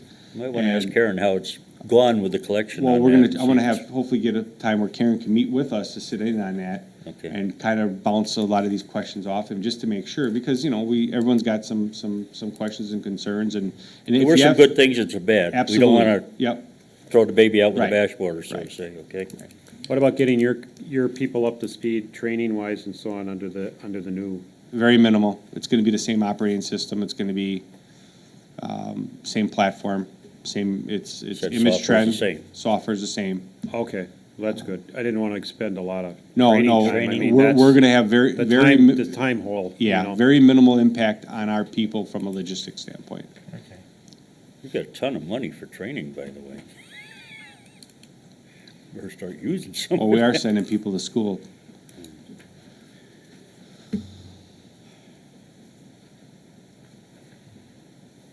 Do we have a motion? No. Are we ready? Shall we? Well, I don't want to send it to legal, but before we We should agree to make sure use we them, but clarify. we make sure we get clarified and send it to legal and then come we- back for approval. Yeah. Can we make a motion that we would? Start the process. based Yeah, on- start the process. Based on, start the process, as long as we have clarification on termination of the existing contract, then we could proceed to send it on to legal. The new contract onto Right. legal. Yeah, for review. Okay. I'll second that. Did you follow it? Yep. Okay, discussion? All in favor? Aye. Aye. Motion carries. Unanimous. Oh, do we have to state the co-sync with Waterford? Or start I think, date, or- no, I think we can What we just, can do with that is logistically, we on, can work when that you, out. when you With work, the when you approval. work, you know, get a hold, while we're sending it off here, work with Waterford, see what their cutoff date, cutover date is gonna be, and then, because we won't sign this contract, and you can come back or Right. communicate through, I don't know if you need to come Check that, back make for sure for their that. But communicate, payments are and the we can same. make sure that's put in the agreement, Sure. Or on the contract. or on the starting date. contract, right? Well, yeah, we'll end up updating all the dates on here, so. Sure.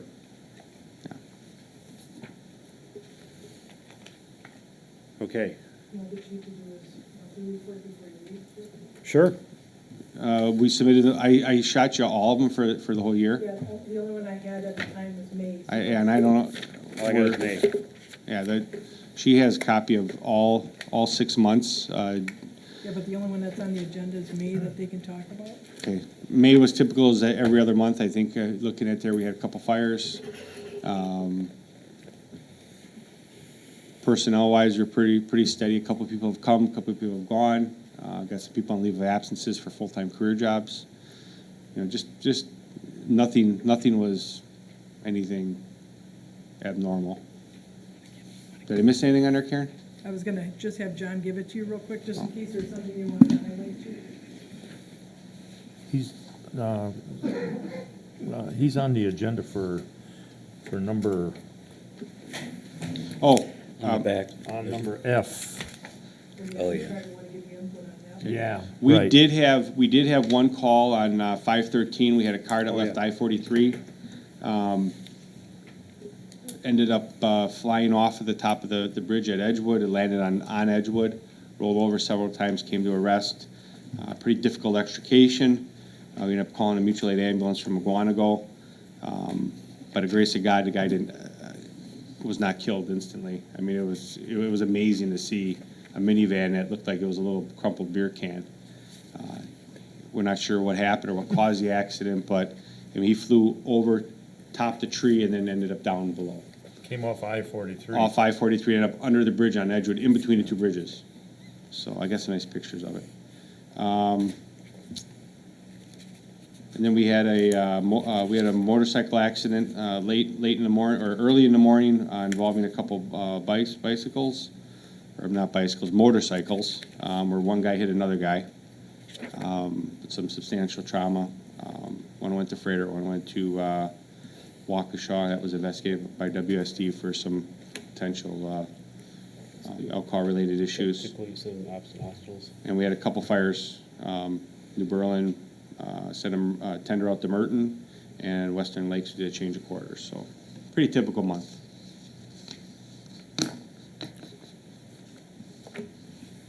Okay, let's hold in abeyance letter E, change the classification of a DPW employee while the chief's here, so we can talk about F. Yeah. This is a complaint from, that we heard at staff about Vehicles. vehicles that you're using for training behind the fire station number 1. And under our ordinance, when we looked at it, it fell within the classification of junk Well- against our ordinance. But I think we're looking, we're not trying to, I think we're looking for some, Modify the ordinance. yeah, modify the ordinance, some guidance Junk, I on. would consider something you don't use. Right. The way, and this is we talked about this at our command staff level. First of all, we were very surprised to see someone had the time or effort to complain about this, because it's in an area that's pretty remote as far as I'm concerned. I took a drive from where this individual lives, you can't even see it. We've had traditionally and historically, we've had vehicles back there since I've been on the department. Gary, you probably had them back there when you were on the fire department.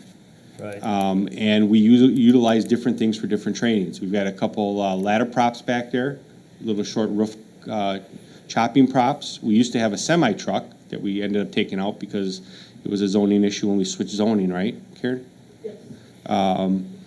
And we now use cars for training. We utilize them for extrication training, we utilize them for some car fire training, things like that.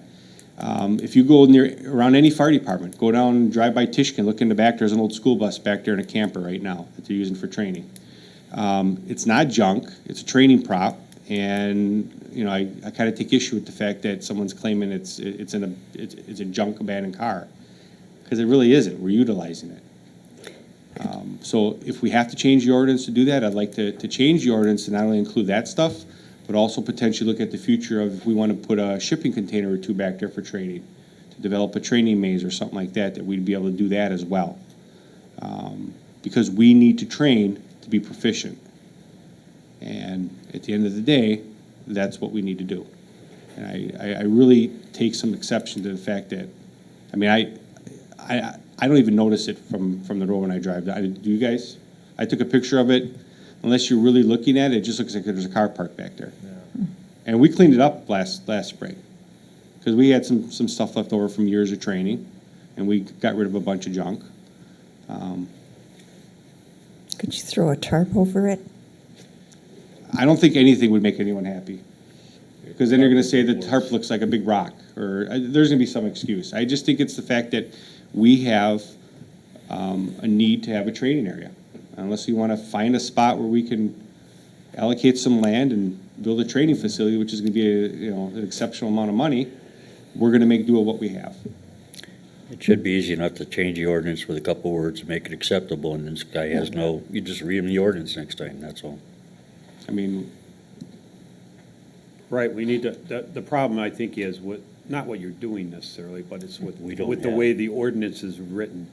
Because it talks about junked vehicles, and it's anything that's incapable of self-propulsions or unlicensed, and, you know. I suggest we So- stay as So generic we as need to any have an training. exception, yeah, we need an exception for fire department training sure. And DPW. Objects. and DPW, whatever you need, John. For storage of materials or whatever. After two, occasionally, you'll get it.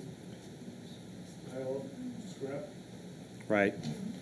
And you mentioned while we're looking at the ordinances, if you've got other things, you mentioned the training, trying to take notes as we're going here. That's why I'd say objects, because he talked about storage containers, So we need cars. vehicles, let's just say vehicles. I'd say all training objects. Training, yeah, we'll have to figure out what the right word is with Macy, training something. Yeah. And I can reach out to a couple other fire departments and see what they have for any Ordinance-wise. type of ordinance, because I'm not sure exactly what the legalese would be for a car you're utilizing for training. I mean, it's not like we got 50 cars sitting out in our front yard, and you know what I mean? Right. That would be an issue, I mean, if we plop something out in front, but we try to put it in the back where it's out of the way. You know, we got So a we could nice say swamp behind it's us. in the back. Freeway to the, You know, we could say it's in the back, we could say there's no more than 3, 5, 10. oh, we usually only One. have one or two, Okay, that's it. I wouldn't try to tie it that Could we- tight. No, I mean, but right. we typically have one or two cars there, and that's it. Yeah. Yeah, it's just, Could we make? well, we have crews that work Maybe every day, starting so to- things rotate, so we Training keep a car area. there forever. We had a van there for about 2 years that we had, and we did a lot of car fires with it, with a lot of our new people, so. Could we make a motion to send this to ordinance, Better get Mr. in the Fortner? Yeah, well, it falls under the ordinance, in regard to changing the ordinance. Yes, it Maybe does. have the ordinance committee sit and look at it and make recommendations, then bring it back to the board. Sure. Maybe the public, they can't do zoning. Well, they can't do zoning, though. This is, Something you should bring the plan commission. Zoning can be, it yeah. goes to plan commission? Yeah, I think it's the zoning thing, it's section 300, it's in your packet, 300-15 junk.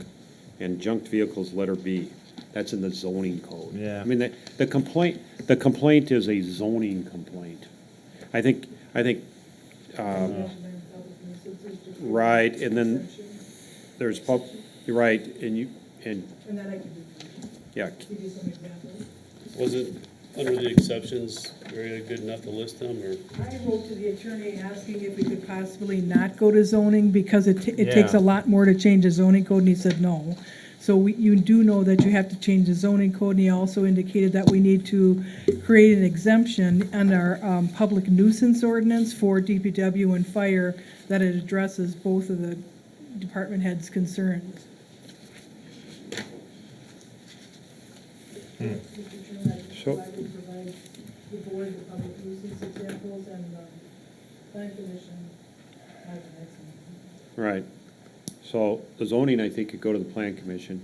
The nuisances, well, we could send it to ordinance, or we could just go right to the board. I mean, we're just, Just go right we're to the just, board. yeah, we're just Yeah. creating an exception for Okay. municipal property and municipal activities. We're not trying to allow any other, No. you know, right, and it's just just really trying to clean it up so that we don't run into issues in the future. And Mr. Chairman, the only reason too you want to send it to plan commission is at least the planner and building inspector can address some of the issues that we don't see, that they see, that we could address it correctly in the zoning code if you're making a modification to that code. Okay, yes, oh, yeah. Because they have to work. Okay, so, do you need a motion to direct this? Or you can do a motion, just by consensus of the board, to direct the clerk to start the process for both issues. How fast do you want the planning commission, Mr. Chairman? Not next week, or, September? yeah, when we have a meeting that we can Yeah, September, you don't want. actually catch our breath, which won't be next Yeah. meeting. Do a motion or consensus, whatever works for you. Want to do a motion, or is everybody in consensus? I agree on consensus. Yeah. Consensus? But in the meantime, just keep on training with the stuff. Go ahead. And Chief, if the gentleman still continues to complain, I'll tell him it's the board's intent to amend the zoning code and the public nuisance code to address the needs of the DPW department and the fire department in regards to, you know, your job needs for your employees and storage for the town. That's I fine. can't promise anything on the pods. That might be. We'll work with you. that might be- Whatever you need for us to do, we'll work with you. As long as we can ensure we have, you know, some resources for our people, that's all. Okay, one quick question, Chief. Did your department ever come up with the idea about, at one time you were talking about putting a patio in the back there? Is that gone by the wayside, or? No, they, as any committee work usually goes, Slow, it's, government is slow. okay. And the association's working on it. It's a lot of part-time people with, Okay, I So was just they- wondering if they were still in the. I If a just ironically project. asked a question 2 weeks ago.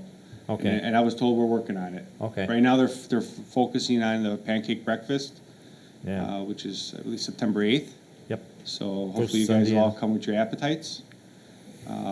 Last year was a huge success. We hopefully will repeat that this year. So, and we're looking for omelet cookers. Gary did a good job last year. Nobody got sick? no, Well, no one went to him either. They all went to Angie. Didn't let Gary cook, did they? no, He stood there with his little hat I was a on. gopher. Okay, we got consensus Okay. direction? To the plan commission, then back to the board for. Right, there we Right, go. Okay. Letter G, direct clerk treasurer to get bids to update the park and open space plan. That was discussed at staff.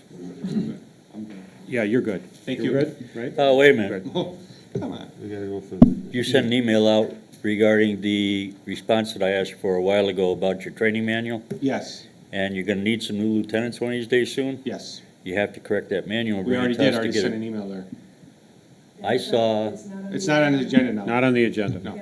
It'll be on the next one, right? Put it under your Got it. reports. Yeah. Okay. Yes, yes. So the chairman said it would be on the next Yeah. agenda. And that's just a formality. Okay, We gotta go back Thank to E, Carl. thank you. Back to E. Oh, back to E. We're gonna, we will come out of closed session Okay, and take action under letter E. okay. Okay, Thank so you. you could remind me if we forget. We're not adjourning in closed session, because we have letter E hanging, Okay. okay? All right. Okay, letter G, this came from staff, and we did talk, the attorney, Macy, did talk about park and open space in the plan and the lack thereof or expiration thereof, but we need some direction here to our clerk to maybe update that plan. Mr. Chairman, if you wouldn't mind, I did find the information that they utilized for this park here. So what I'd like to do is compile that information on that report and the latest official Park and Rec report and bring that back to the board. I won't be ready by the 15th because of other issues, but like your first meeting in September, I'd like to bring that back to you to show you what's probably a little bit lacking in both reports and get your opinion. Yeah, I think it's important. We've got a new subdivision that's most likely to come online. There's 30 units, and we charge roughly 500. So there's going to be 15,000. And I know the balance in the park fund is low, Yeah, but, we use most of it. which is what it's for. It's for parks. It needs to be used. So that's why we have some sense of urgency to update, I guess. Not urgency, I guess. It just needs to be updated. Those are made intentionally low because we were running into the date where she'd have to refund the money, and we had no idea who to give it to. Right. Right. I know. They're all half gone, but, I know. Well, that's why you need a plan. yeah, the current one. Okay, T-Mobile request to reduce current lease payment. Why would we do that? Simple no.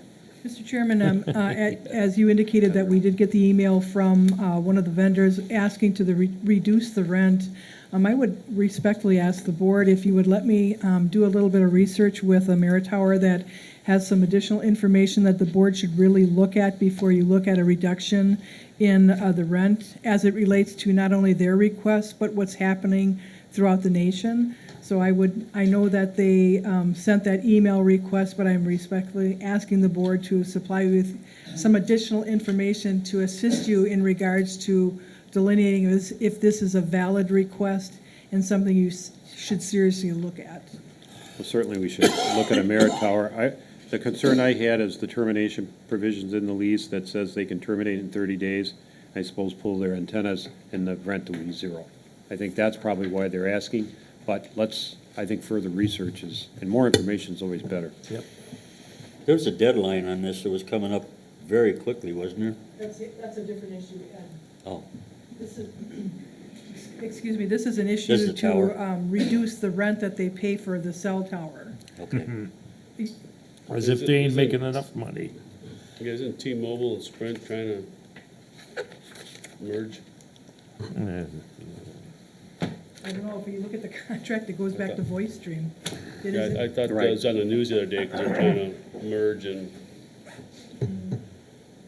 Yeah, I think that's the best way to see if they're trying to pull a fast one. I just would like to get you some more information.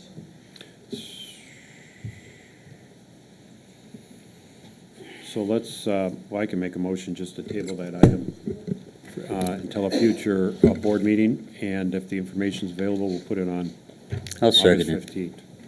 Any discussion? All in favor? Aye. Motion carries, unanimous. Okay. Letter I, JK, Town of Vernon Corporation, Town Sanitary District Tax Increment District. This is on just for an update. I know we are still waiting for some type of a vendor to even contact us in regards to the TIF district. The problem is most of the cities and villages that border the town of Vernon have a conflict in regards to that establishment. I've had to go outside of the state to look for vendors to see if they can even assist the town with the TIF district. The town attorney can handle the sanitary district and the other points of the incorporation law as it states. I have done certification that the town has met 1 through 5. So those are the prevailing issues is obviously the sanitary district and the TIF district. And obviously, any outside consultant on the TIF district, as well as the attorney on the town sanitary district, which will be small, and as small as we could make it, or propose it, will come back to the board before, we expend money. So the TIF district is really someone to help us determine whether one is even viable in the town of Vernon. And, there's 8 criteria, we can stop at any time. And if we hit a stumbling block where it makes no sense, we stop. I mean, if we can't meet one of the criteria, we can stop. And that's the point of trying to do it incrementally. The problem is we're under time crunch, and now we have to work on parallel tracks on all 3 of the remaining items. So that's the update. Questions, further discussion? Like we've discussed before. Okay, Supervisor Moline. Based on Macy's comments, we've got till possibly December, possibly less, depending on what happens between the 2 communities that were in the paper, both trying to take this to court to get their way, is either closing that loophole or extending it out to infinity. I don't know why we'd want to progress with this and spend that kind of money, other than a dream that we'd be able to lock ourselves in. We don't even have a second agreement, and we're getting ready to try to kill the first one, as I understand it, for a border agreement. So we need to put 2 of those in place. So it's not just the bottom 3 anymore, 6, 7, and 8. We got to go back up top and finish that. So I think we're looking at wasting a bunch of money on something that doesn't have much of a chance, according to what Macy said. Well, I disagree with that. First of all, we don't have to go back up to the top. 6 is the border agreement. 7 is the created tax incremental financing district. 8 is to establish a town sanitary district. So we're working on 6, 7, and 8. The clerk just stated that she's certified that we meet 1, 2, 3, 4, and 5. Okay, Macy also mentioned we need to get a referendum from the town to approve any of this going forward. Is that correct? Well, the referendum, you will need a referendum at the end to be a village. The people are going to have a say on whether we stay a town or a village. So even if you meet all of these criteria, the people are going to get a vote. They're going to get a vote, as they should. And they will get a vote whether to stay a town or incorporate as a village.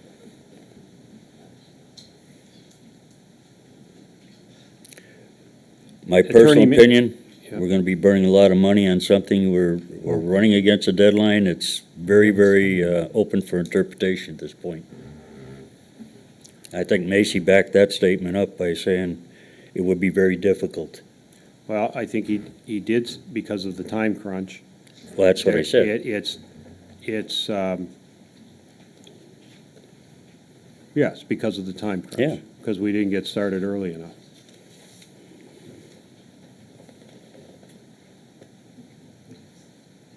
But just for the record, he did not state that we had no chance of succeeding. In fact, he said this is an opportunity of a lifetime to do it. No, we're still trying to get the information. We haven't spent any money. Right, we still haven't spent any money, and they were trying to get information to see if it's going to work and how much money it would cost. Yeah. That's my point. Yeah.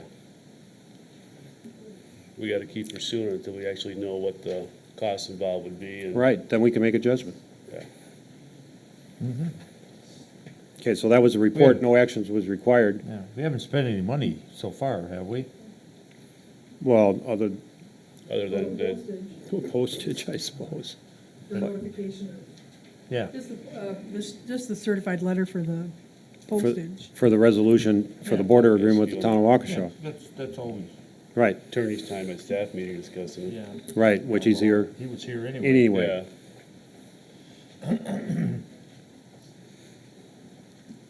Any further discussion?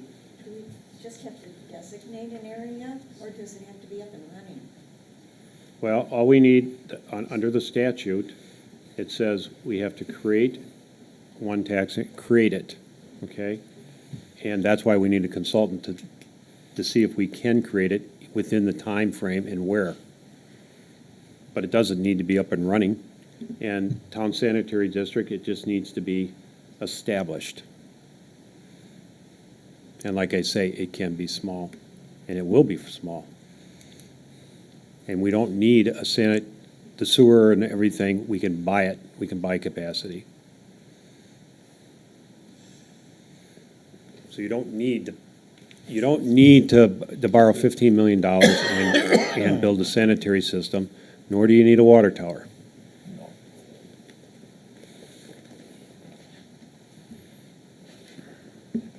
Okay, further discussion? And like we've discussed before, those three items will probably be on every agenda, if nothing else, for an update.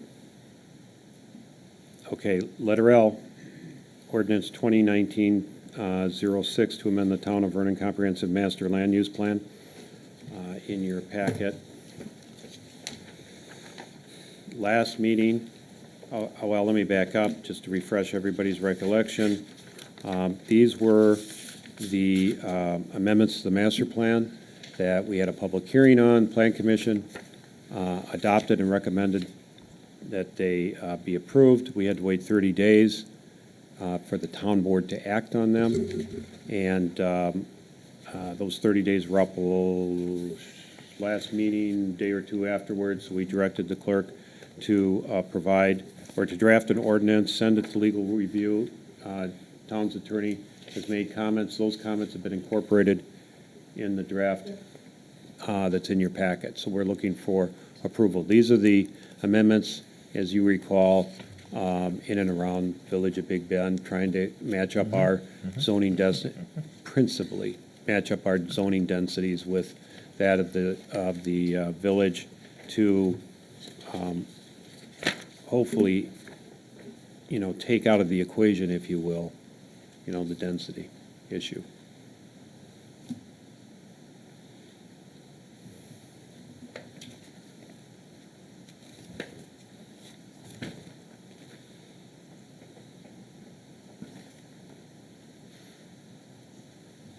So we need a motion to adopt the ordinance. Adopt ordinance 2019-06 to amend the comprehensive master plan pursuant to Wisconsin statute 66.1001 for the town of Vernon. I'll make that motion. Okay, I'll second it. Discussion? All in favor? Aye. Motion unanimous. Okay, letter M. This is resolution 2019 It's the beginning to go prepare a cooperative plan with the town of Mukwonago. This resolution is very similar to the one we passed for Waukesha, and that has undergone attorney review already. I think and it was good, the only difference on this one would be it's for town of Mukwonago as opposed to the town of Waukesha, so it's worded the same. So we did talk to the town of Mukwonago, and they're interested in proceeding. I think it's in both communities' best interest to do it, to fix that border in the event one or the other, or both, or one or the other, I guess, becomes a village. So that's the principal reason, to fix the border exactly where it is. So this is the beginning of that process. So to move things along, I'll make a motion to adopt Resolution 2019-06, resolution authorizing participation in the preparation of cooperative plan with the town of McGuanago. I'll Sir? second that motion. I have some problems with this one. First of all, you stated town of McQuanico has no interest in becoming a village, incorporating, so we really don't have to worry about their board, them taking any land away from us. And the little bit of land that town of McQuanico does have, we're currently doing the snow plowing on those roads for them and stuff, because you got the Vernon Marsh separating a big section of it. If we were to incorporate, I could see those few properties eventually Potential coming pickup. in the Vernon. And with a border agreement or this, that would never happen. Well, it depends upon what that border agreement says. That's something that could be brought up on the, in a negotiation. The other reason is this could be our second border agreement in the event the one with the village of McGuanago fails. Yeah, I think we should hold off on this McGuanago one for now. Wouldn't it be in our best interest to have border agreements with as many communities as we could? I would think so, fixing our borders. We need to fix our borders one way or the other, whether incorporation or by border agreement to the extent we can without giving away. Especially when they don't want any part of our town. Right. And like I say, to proceed with incorporation, we'll need two of these, so. Any further discussion? Yeah, you guys are working to get rid of the biggest threat we have to our border right at this point in time, which is McGuanago, but yet we need to fix all the other surrounding borders. I'm missing the point here completely. Well, I think our biggest threat to our border is the village of Big Bend, as it's been shown over and over and over. Not if we do what we just did with the planning. We'll see if that works.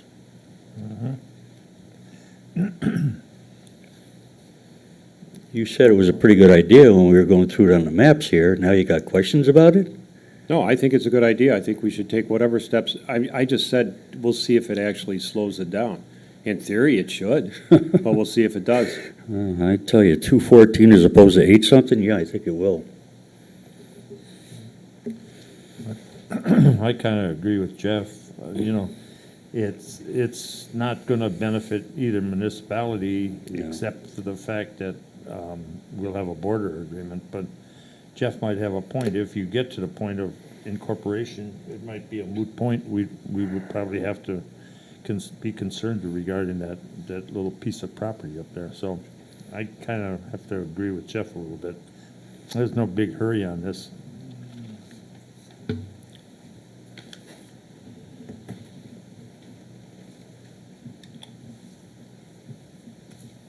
Well, we have a motion made and seconded. We'll have a vote. Do we have a roll call? Chairman Carl Fortner, For. Supervisor Jeff Millies, Against. Supervisor Gary Wildy, Against. Supervisor Ed Moline, Against? Supervisor Lorene Dashick. In favor of. Motion fails. Motion fails 3-2 on roll call vote.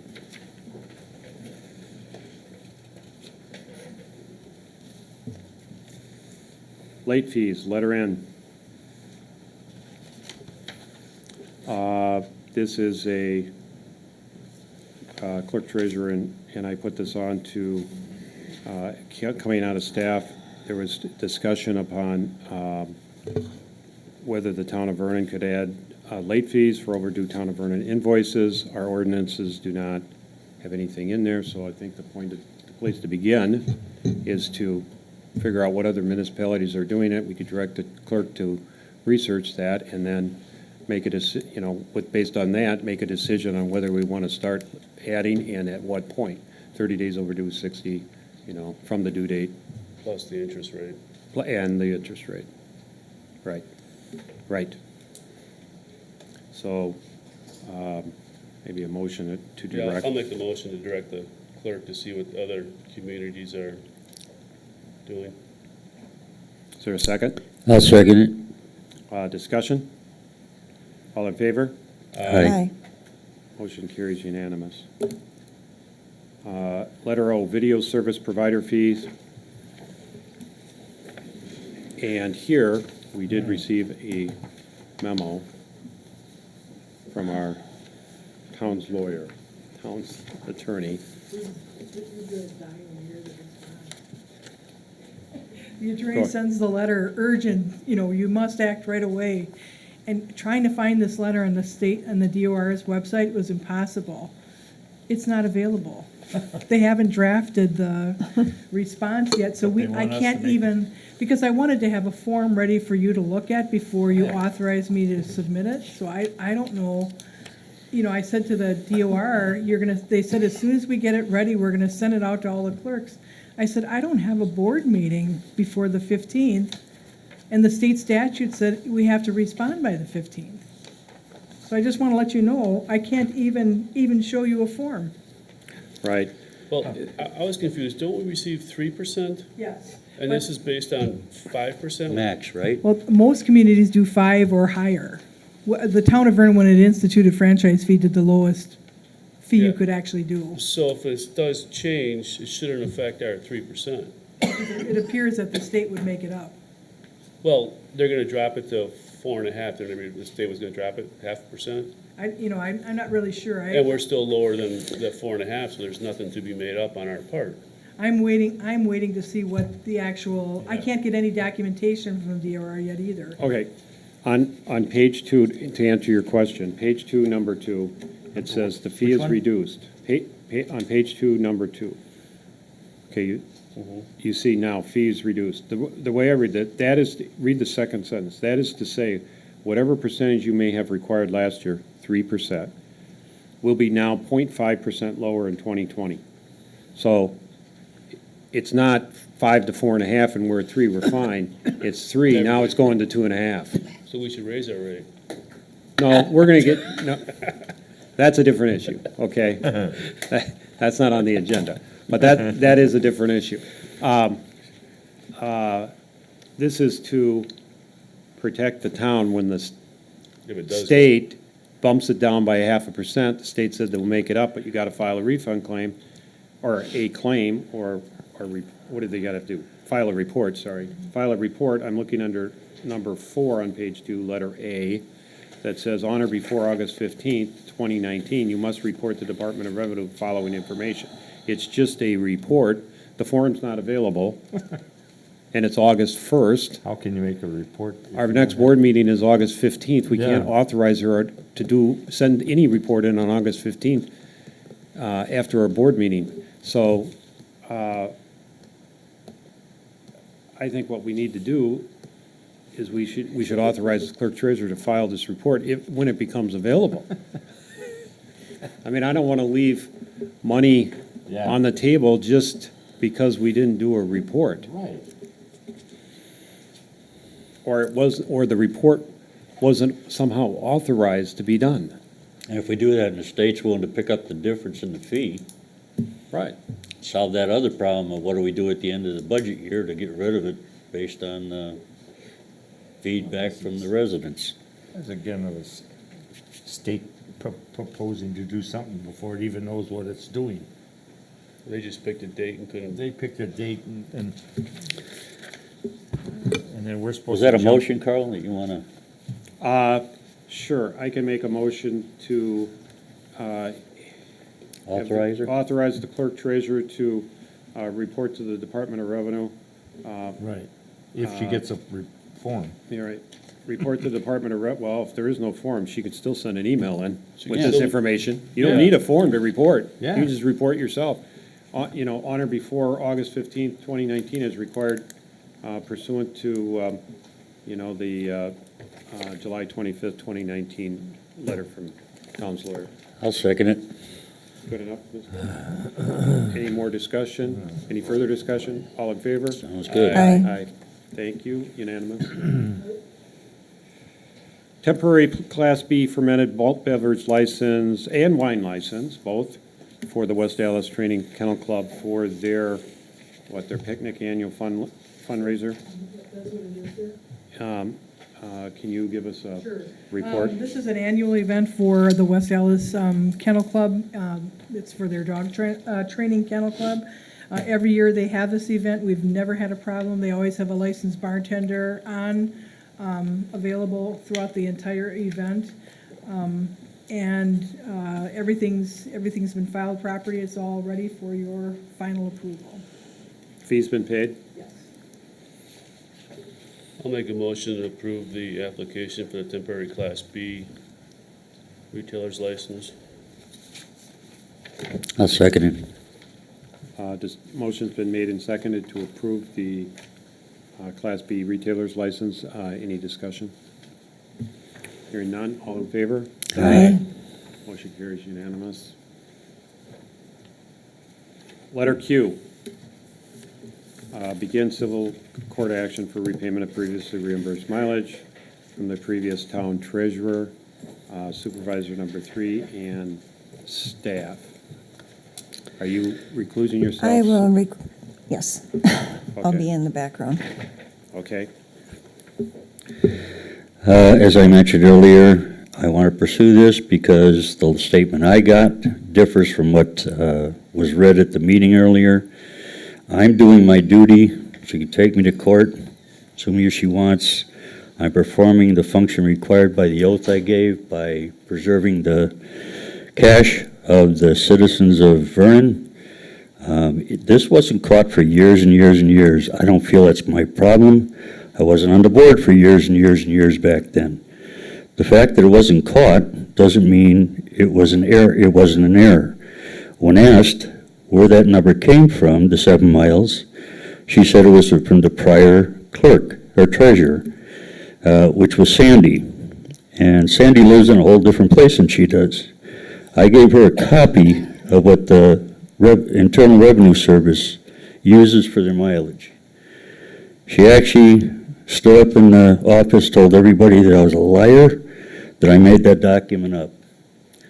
I didn't make it up. The following week, I sent her the email address to look it up herself. She came to meetings. I begged her to come up with a solution to pay back what we had found. Continually, she said it wasn't, how did she word that? It wasn't her fault. She wasn't wrong. She has done nothing wrong. In my mind, when somebody doesn't pay back some money that they understandably owe, and she does understand it because she did change her mileage after it was brought to her attention. So she changed it knowing that the original mileage was wrong. It's a simple matter of some money that has to come back to the town that she owes. I'm going to make the proposal that we send this to the attorney, since she can cut a check tonight and get rid of the problem. That's all I've asked is to have it solved. And solved for the taxpayers of Vernon. They shouldn't be paying her extra mileage just because somebody made a mistake in 2010. And I strongly object to the people that are running my recall coming up and making these kind of comments of what a bad person I am. They can all take a hike. The same people voting for my recall are the same ones that have done this kind of crap in the past. So I'm making a motion to send this to the attorney for civil court action if she does not make payment by tomorrow. Okay, we have a motion. Is there a second? I'll second it for discussion. Discussion.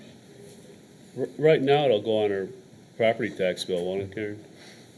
I bring anything, any invoice that has been not paid is brought to the town board in September to see if it, if they should be put on the tax bill, but the town board makes that decision. Isn't it up to the town board to either approve that or at a later change with the change of personnel on the board, say we forgive it?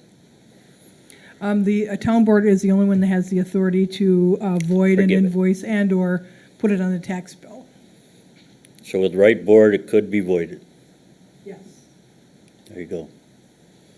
The problem is a mistake was made. It's everybody's fault. It's the board's fault, it's the clerk's or the treasurer's fault. It's It's not my fault. Well, nobody verified the mileage on the board.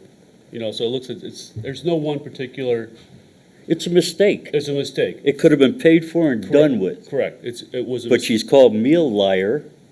She's come to this board and told us we're all wrong. It was our job to catch her. Well, the problem is. I'm done with it. Problem is, because the mistake was made for so long, doesn't make it okay. No. That's the problem. She thinks it's okay. Exactly. And the board was even benefit in giving her the lesser mileage, because if we go by the actual route We that already she would did. drive home, We already did. it would have been even more it would have Yeah. been more of a refund. Exactly. So I don't know what we have to do to get her to understand that something transpired that was wrong. To fix a wrong, you make it right. If you don't, it says something about your character to me, and I don't like that. You know, if it was anybody else on the board, they'd be all over us. Yeah. Wanting the money back. It's, read the, I had asked Karen for a copy of what we swear to when we take this office. We're making statements that we're protecting the assets of the community, we're following state law, we're following town. If you're not doing that, don't sit here, all right? It's simple, write a check. I don't know where the problem comes other than in her mind. And I'm sick of being accused of battering her. If she doesn't believe it, take her to court. I don't know how else to fix it. The sheriff said we couldn't find any statutes that would cover the incident. So if you want, the best result would be to take her to civil court. Okay, I'm making that motion. I know, and you made a motion, it's been seconded, and we're in discussion. And I did not state that. The issue I have is, in order to take her to court, the attorney's going to say, the first thing we have to do is determine whether there's a valid claim. Now, the Waukesha Sheriff, we waited for that, we waited for the report, and she's, as far as I understand, and I don't know that have we received anything? I don't know where she got it, but Okay. it's not the Okay. thing I heard. Okay, so, did you get anything in writing? No, she said I'd have to go and pay for a copy, and I said, I don't need a copy. I'll just pass it on to the board. Make an open records request and email the board, Yeah, sure. because we've never received anything. No. Right, so, Which I thought I So- was due since we made the complaint as a board. We should have got some response back. I would have thought so too. I would have thought we wouldn't have had to make an open records request to get it. We made it on the request of the board. Especially you saw how many emails of information, it had to be tons and tons of information. Yeah, how many things did we have to send in reference to the requests? So if they found that there was no improprieties on the mileage, that would be something the attorney would want to look at before he even proceeded, and then, Let's have the attorney look at it. and then he would have to look at the calculation. And I wasn't here either. I didn't approve any of that. I didn't, have anything You to made do a with statement that. earlier that kind of bothered me, though, that said, well, I saw the amount, and I said, Carl, I don't care if it's a dime. It's a matter of, at that point, it's just a matter of conscience on an individual's part. Well, I get Yeah, I that. made a There's mistake. there's a matter of principle, and then there's a matter of money, and I'm just worried of the attorney fees to pursue this money is. It's gonna be less than my recall. Is, We already spent money for things that were kind of frivolous. And it's interesting that the same people recalling me are the ones arguing about this money. so that would be my concern. I'm gonna It's the share that cost with the group. Cost of doing it. I looked at it, I saw the spreadsheet and the explanation. I had a hard time following it, but I'm not gonna study it. It's not No, gonna the be up to spreadsheet me came whether, from- it's not gonna be up to me whether, it will hold up in court or not, or even if it can be even Let's taken to leave it court. up to the attorney. That's what I'm asking. Okay, any further? Fair Not enough. looking for Fair enough. opinions, I'm looking Fair for enough. a Yeah. motion. Fair enough. Is there any further discussion? So we have a roll call vote? Chairman Carol Fortner? Against? Supervisor Jeff Millies? Yes. Supervisor Gary Weldy? Yes. Supervisor Ed Moline? Yes. Mr. Chairman, the motion passes. The motion passes 3-1 on a roll call vote.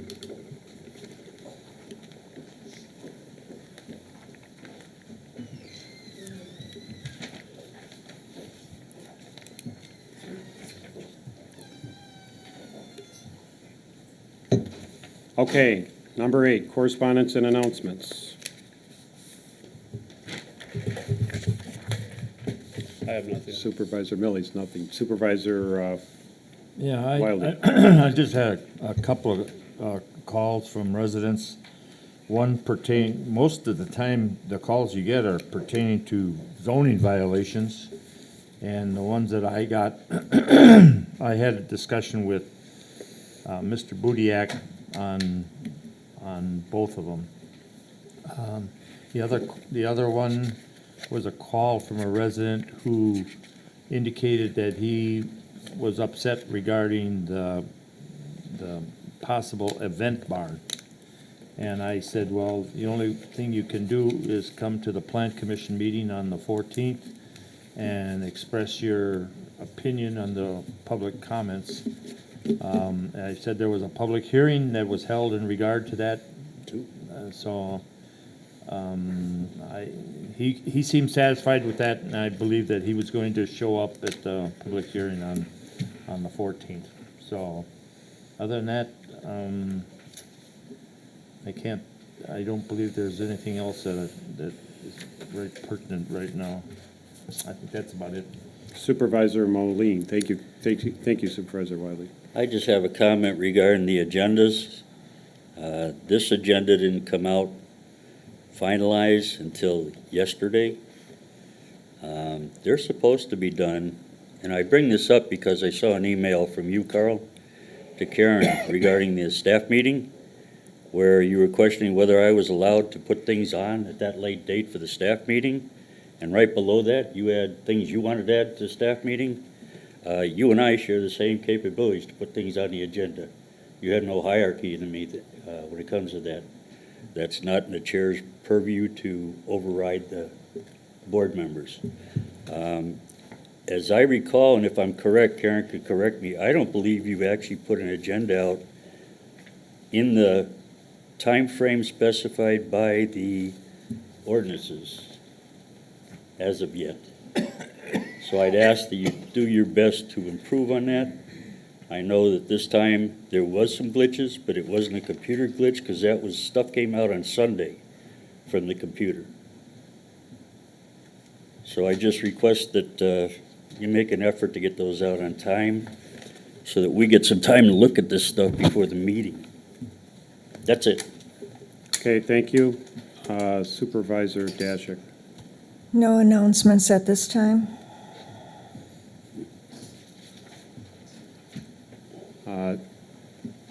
Chairman report, first day of State Fair.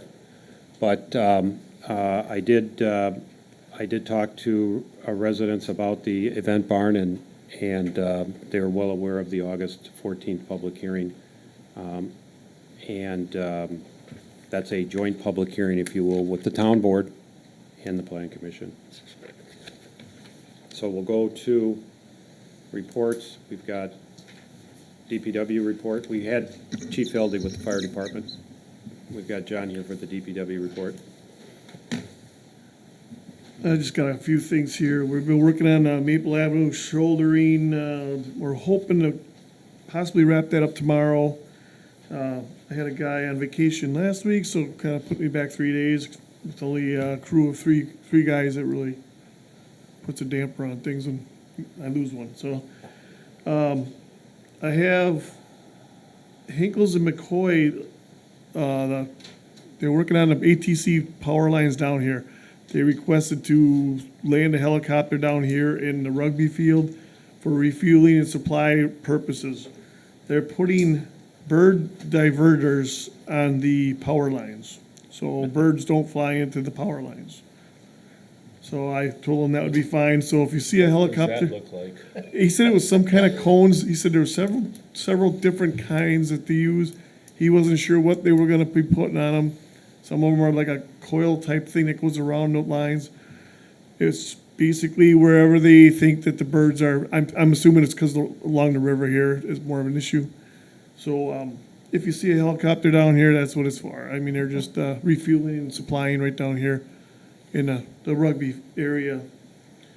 So, Is it dry enough down there for? yeah, I told him that. I says, don't be driving a fuel truck out there. I said, try and land a little closer to the parking lot. So it is dry down there. We've been trying to mow it down there, so. Our backhoe is supposed to be done tomorrow. Hopefully, we can get back on some ditching now that it's dry enough and, get that piece of equipment fixed. It's been down for quite a while. We also had an incident here on Monday night, down at the ball field. I think some of you were aware of that. We had a vehicle that came out of park up here on the parking lot, rolled over the telephone poles we have in the parking lot, all the way down onto the ball field and into our fence on the third base side with nobody in it, and the doors were locked. So they tried to, I got it on video, I showed, I think Gary. Yeah. It's actually kind of amusing, Runaway but, car. so there was a sheriff's department was called, there is an incident report, and we have the insurance and information we need. I called Century Fence, they came yesterday, he's gonna give me a price for repairing it or whatever, so we can pass it along. So luckily, nobody was hurt. There was kids out there, practicing and whatnot for tryouts. So it's kind of an odd incident. On August 28th, 27th, 28th, we're not quite sure yet, a demonstration with this new type of, it's called Mastic One. It's like a crack fill material, but you can use it for a little wider cracks, and it's supposed to hold up. I mean, it's like the next greatest thing out there for cracks. The state of Minnesota is using it a lot for all their roads, and it's holding up over the years with their cold weather and everything. So if you guys are interested in coming to check out the, little demonstration, they're gonna bring the equipment out and we're gonna do a few spots on the road and check it out. So it's something that I've been really waiting. I'm waiting to get a full staff here before I called the guy for a demonstration, because I want everybody to be able to participate. August 20th, we don't have a time set. He's trying to figure out if he can get a piece of equipment to bring out on the 27th or 28th. So it's, well, that's about all I got for right now. Question? Does that require different equipment that we use for the hot pots and stuff for the crack fill in? It's just like our crack filler, but it's a different piece of equipment, yes. We could not use our crack filler. Okay. It looks similar, but it's different. It's a whole different material. It's got aggregate in it, almost like small stone. But when it comes out, you actually spread it. They're using it on the freeway right now between 164 and, say, Racine Avenue. If you go down there, you're gonna notice that there's just black spots about this wide. Yeah. And it really smooths out any kind of divots, and it stays hard, and it's supposed to be It's a lot better than a tire base on a motorcycle, I'll tell you that. well, they did tell me, I did talk to one guy, he says, watch where you're putting it along in front of stop signs, for that reason. Little slick for Yes, stopping, it gets a I little see. slippery if you get some dew or any moisture on it. There's not that much aggregate in it, but it's a petroleum base, it's like an asphalt. Sure. But We're it's, gonna get an idea what capital equipment cost might be involved well, in this as well. yeah, and I'm looking, if this is the way, Way of the future, yeah. the county is buying one of them, that's all they've been using, and they swear by it. And I heard that they're actually gonna be renting out their kettle eventually also, when they're not using it. But I've heard there's all the other people already in line for that, so it might be hard to get it, but, Can you use it in warmer weather? Or just yes, and that's what I asked him specifically. He says you can use it pretty much anytime. In fact, the county's gonna try and use it for potholes this winter, instead of using like a cold patch material. They're gonna start experimenting Test it, huh? using this stuff, because it sets up and it's really good. I've seen a demonstration at Sherwood Industries last year. They had a section of asphalt cut out about 30 feet long, this wide. They filled it in, and within 15, 20 minutes, you could walk on it. It was hard. It stayed level. It didn't shrink. I was very impressed with it. It's neat stuff. So I'm not sure what the cost versus crack fill is gonna be. It's gonna be more, but I'm hoping if we're not doing the brush pickup, I was gonna use them, those 3 weeks, maybe rent a piece of that equipment and try it. That was kind of my plan, You so. won't leave it for a month, huh? Pardon me? You won't leave it for a month for you to demo? No, I probably not, because I think he's got them all rented out right now. It's getting to be, everybody's going to it, so. I just thought if you guys would, if you want to stop by and check it out, that'd be something neat to see, so. So as an example of that, on the on-ramp going northbound on 43 at 164, is that what they put there? Yes, I believe so. On that on-ramp? Yes. Okay. And if you noticed, it fills in a lot bigger divots, you know what I mean? And that's why I'm thinking, like, Edgewood Avenue would be a great road I'd like to try it on, because you got all these little, them transverse cracks. Right. You could fill those in a little wider, and it won't shrink up, so you will really level those off.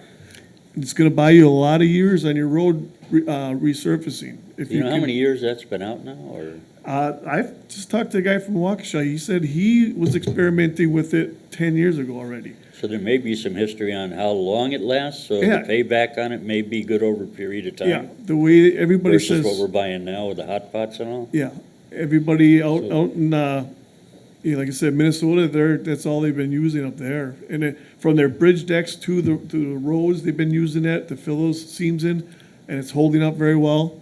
So Cool. it's a neat. So our hot See- pots worth nothing. Maybe a consortium of municipalities could buy the equipment. Well, and then that's share just, it. well, that's what the county said, they're buying one and they're just gonna rent theirs out. They're rent Possibly, bought. probably cheaper than what Sherwin Industries would rent you one, but I'm assuming there's gonna be a But we can waiting get list. 3 or 4 municipalities to buy it and each use it a month, Yeah. or 3 No, that weeks, would 2 be- week, 2 and 2 or something, Yeah. and Cause I know, Especially if you can use it in the winter. it's cause Right. Brian from Waukesha, he wants to come out and see the demonstration also, from the city of Waukesha. So, I know he's interested too, so. or that's buy shares. If City of Waukesha needs it more, they can buy 2 shares and we can buy 1, Yeah. or whatever. Yeah, no, Yeah. that's a great idea. I just thought it's something neat to see. Couple of questions, John. Yeah. I don't want to change the subject. I see by the APs that you had to rent a backhoe. Is something wrong that was unfixable, or what happened with the thing? Ours, the main pin on the main ram, was started to slide out and it ended up wearing and kind of almost welded itself in there. We couldn't budge it. We couldn't do anything with it. That was the day before they were coming to pave Carroll Drive. Okay, all right. And You I needed had a backhoe. I had some soft spots that needed to be fixed before they did. Okay. Is it we're fixed in there. now? We're supposed to be getting it back tomorrow, hopefully. Okay. And it's not gonna Okay. be cheap fix, so, because they had to torch the pin out, and they actually had to bring a guy in they looked all over, from Iowa, they found a guy at Mid-State here finally. They come in and they line bore that pin in there, because one of the ears actually bent when we were using it and didn't catch that, and so the pin won't slide in straight now. So he has to rebore it and put some Sleeving. sleeves in it, so it was a big deal to fix. They had to actually take the cab off to be able to do that, so everything's fixed, they just gotta put the cab back on. He said he was hoping to have it done tomorrow, Okay, so. good. But the rental the backhoe, we had it for a week, so I used it over there, and I thought as long as I have it, I replaced the culvert with it right away, so. Oh, good, good. I So you got get my- I a got week's my- worth of use out Got of my it. use out of it, right. Okay, in regard to the new employee, when is he gonna start? August 12th, 12th? Okay. Good. Okay, that's all I had. Any other questions for DPW? Okay, we had fire department report already, clerk treasurer report. I just wanted to state that, as you know, we have a recall election. The order of people that are running for this position is Bill Pagelsdorf is first on the ballot, Joseph Riley is second, Ed Moline is third, and Fred Mahalik is second. Mr. Mahalik was the only person that was here, so someone actually did witness the drawing of the names.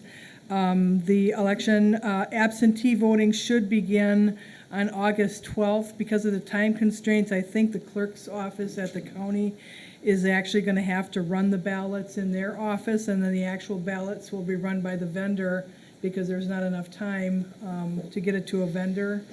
And as you all know, if none of these candidates get 50% plus one of the total votes, we'll have another election within a month. Also, Mr. Chairman, I just wanted to state that I've gotten several phone calls from people indicating they might have legal representatives at the public hearing. I don't know if you wanted to contact our town attorney for that public hearing, so you also are represented by legal counsel. I just wanted to warn the board that I just didn't want you blindsided, Mr. Chairman, or the commissioner, if the residents do have legal counsel coming to that public hearing for the event barn. That's all I have. Okay, I'll be contacting Attorney Macy.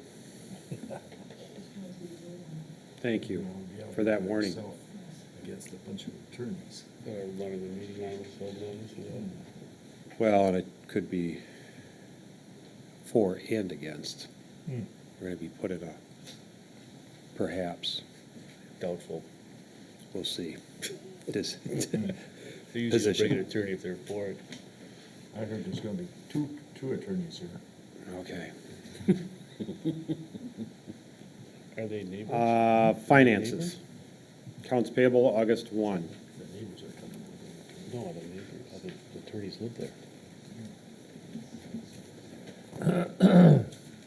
This is the Mr. Chairman, if I could also state, we're almost ready to file, I know it's not a favorite subject of yours, the border agreement. It has not been filed, just so the public knows. I've asked for a PDF file that the Village of Mukwonago is going to submit so that the board members will also have a copy of that. We just have to sign this, and then I've asked for an actual submittal date so people can already exercise their right to request the public hearing, although the state knows that a public hearing is going to be requested. But I just wanted to also state that, Mr. Chairman. Okay, thank you. Okay, now we're on to finance. Accounts payable, August 1, 2019. Look at that in the year. This is the one with the Payne and Dolan road paving in it. Is that less Question. than what we put in the budget or more? It's, well, But the- the but- actual bid, it was 2,000 over the bid, but we had more than that in it.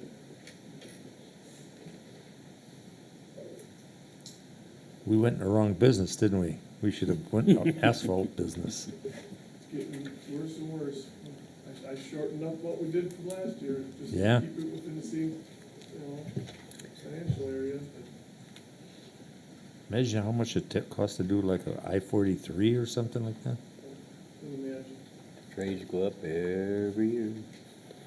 I'll make a motion to approve batch 20190801 in the amount of $281,084.17. Is there a second? I'll second it. Discussion. Not hearing no discussion. All in favor? Aye. Motion carries unanimous. Manual checks. There isn't any, is there? Oh, no, next, sorry. There are no manual checks. Sorry. June 2019 ACH transactions.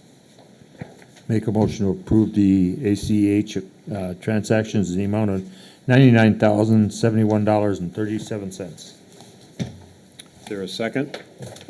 Oops. Second. Discussion? Hearing no discussion, all in favor? Aye. Aye. Motion carries, unanimous. Approval of minutes. We'll start with July 18, Town Board minutes.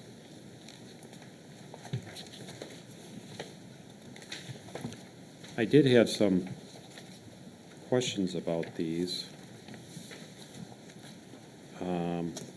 motions, and I'm hoping we don't have to go back and listen to the tape, but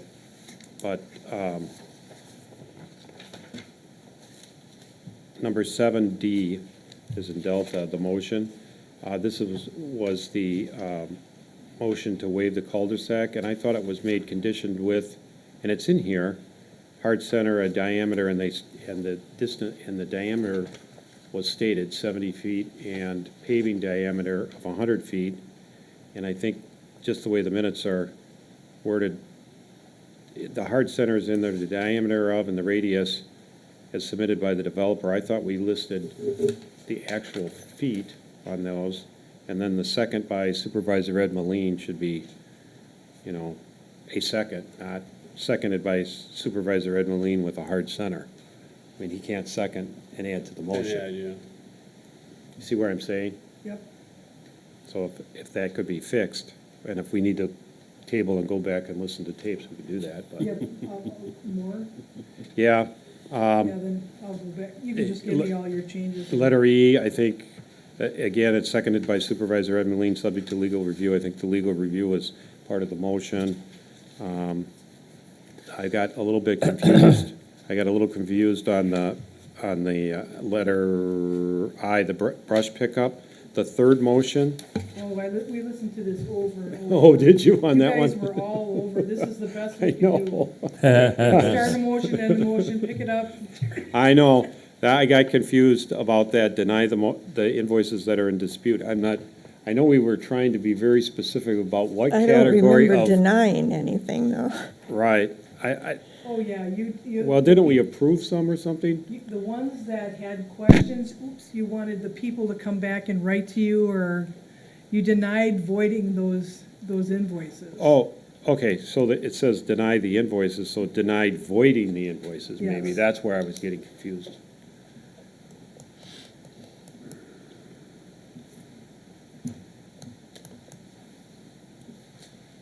And then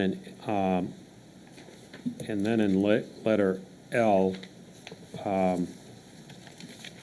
there's a couple of typos. It says statute, and it should be, I think, state statute, you know, SATATUTES. And there's a couple of places, one in the L, the first sentence, and then in the motion. You see that? Yep. Mm-hmm. And then, the last motion to go into closed session, you've got motion was seconded by Supervisor Jeff, Gary, Ed, or Lorene. I'm not sure who is supposed to be in there. That's what I mean about the tape. I don't know if you need to go back and look or not, or listen. Way at the I'd like to end. bring them back. You want to bring them back? Yep. Okay, so I'll make a motion to table. Bring them back next meeting. Is there a second? Second. All in favor? Aye. Motion carries. Unanimous. Okay, now we've got July 25th staff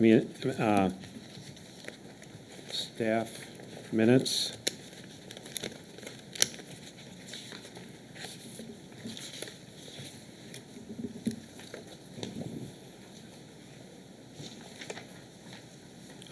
There I had a number 6.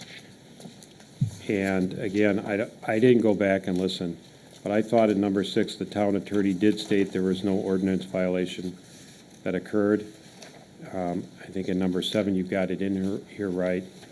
The town board, you know, the town attorney stated that the board of review agenda was done properly. So that would be in number 6, to add that. Town attorney stated no ordinance violation occurred. And then in number 10, I think that letter, that confidential letter, I think the date of that is April 25, not 4.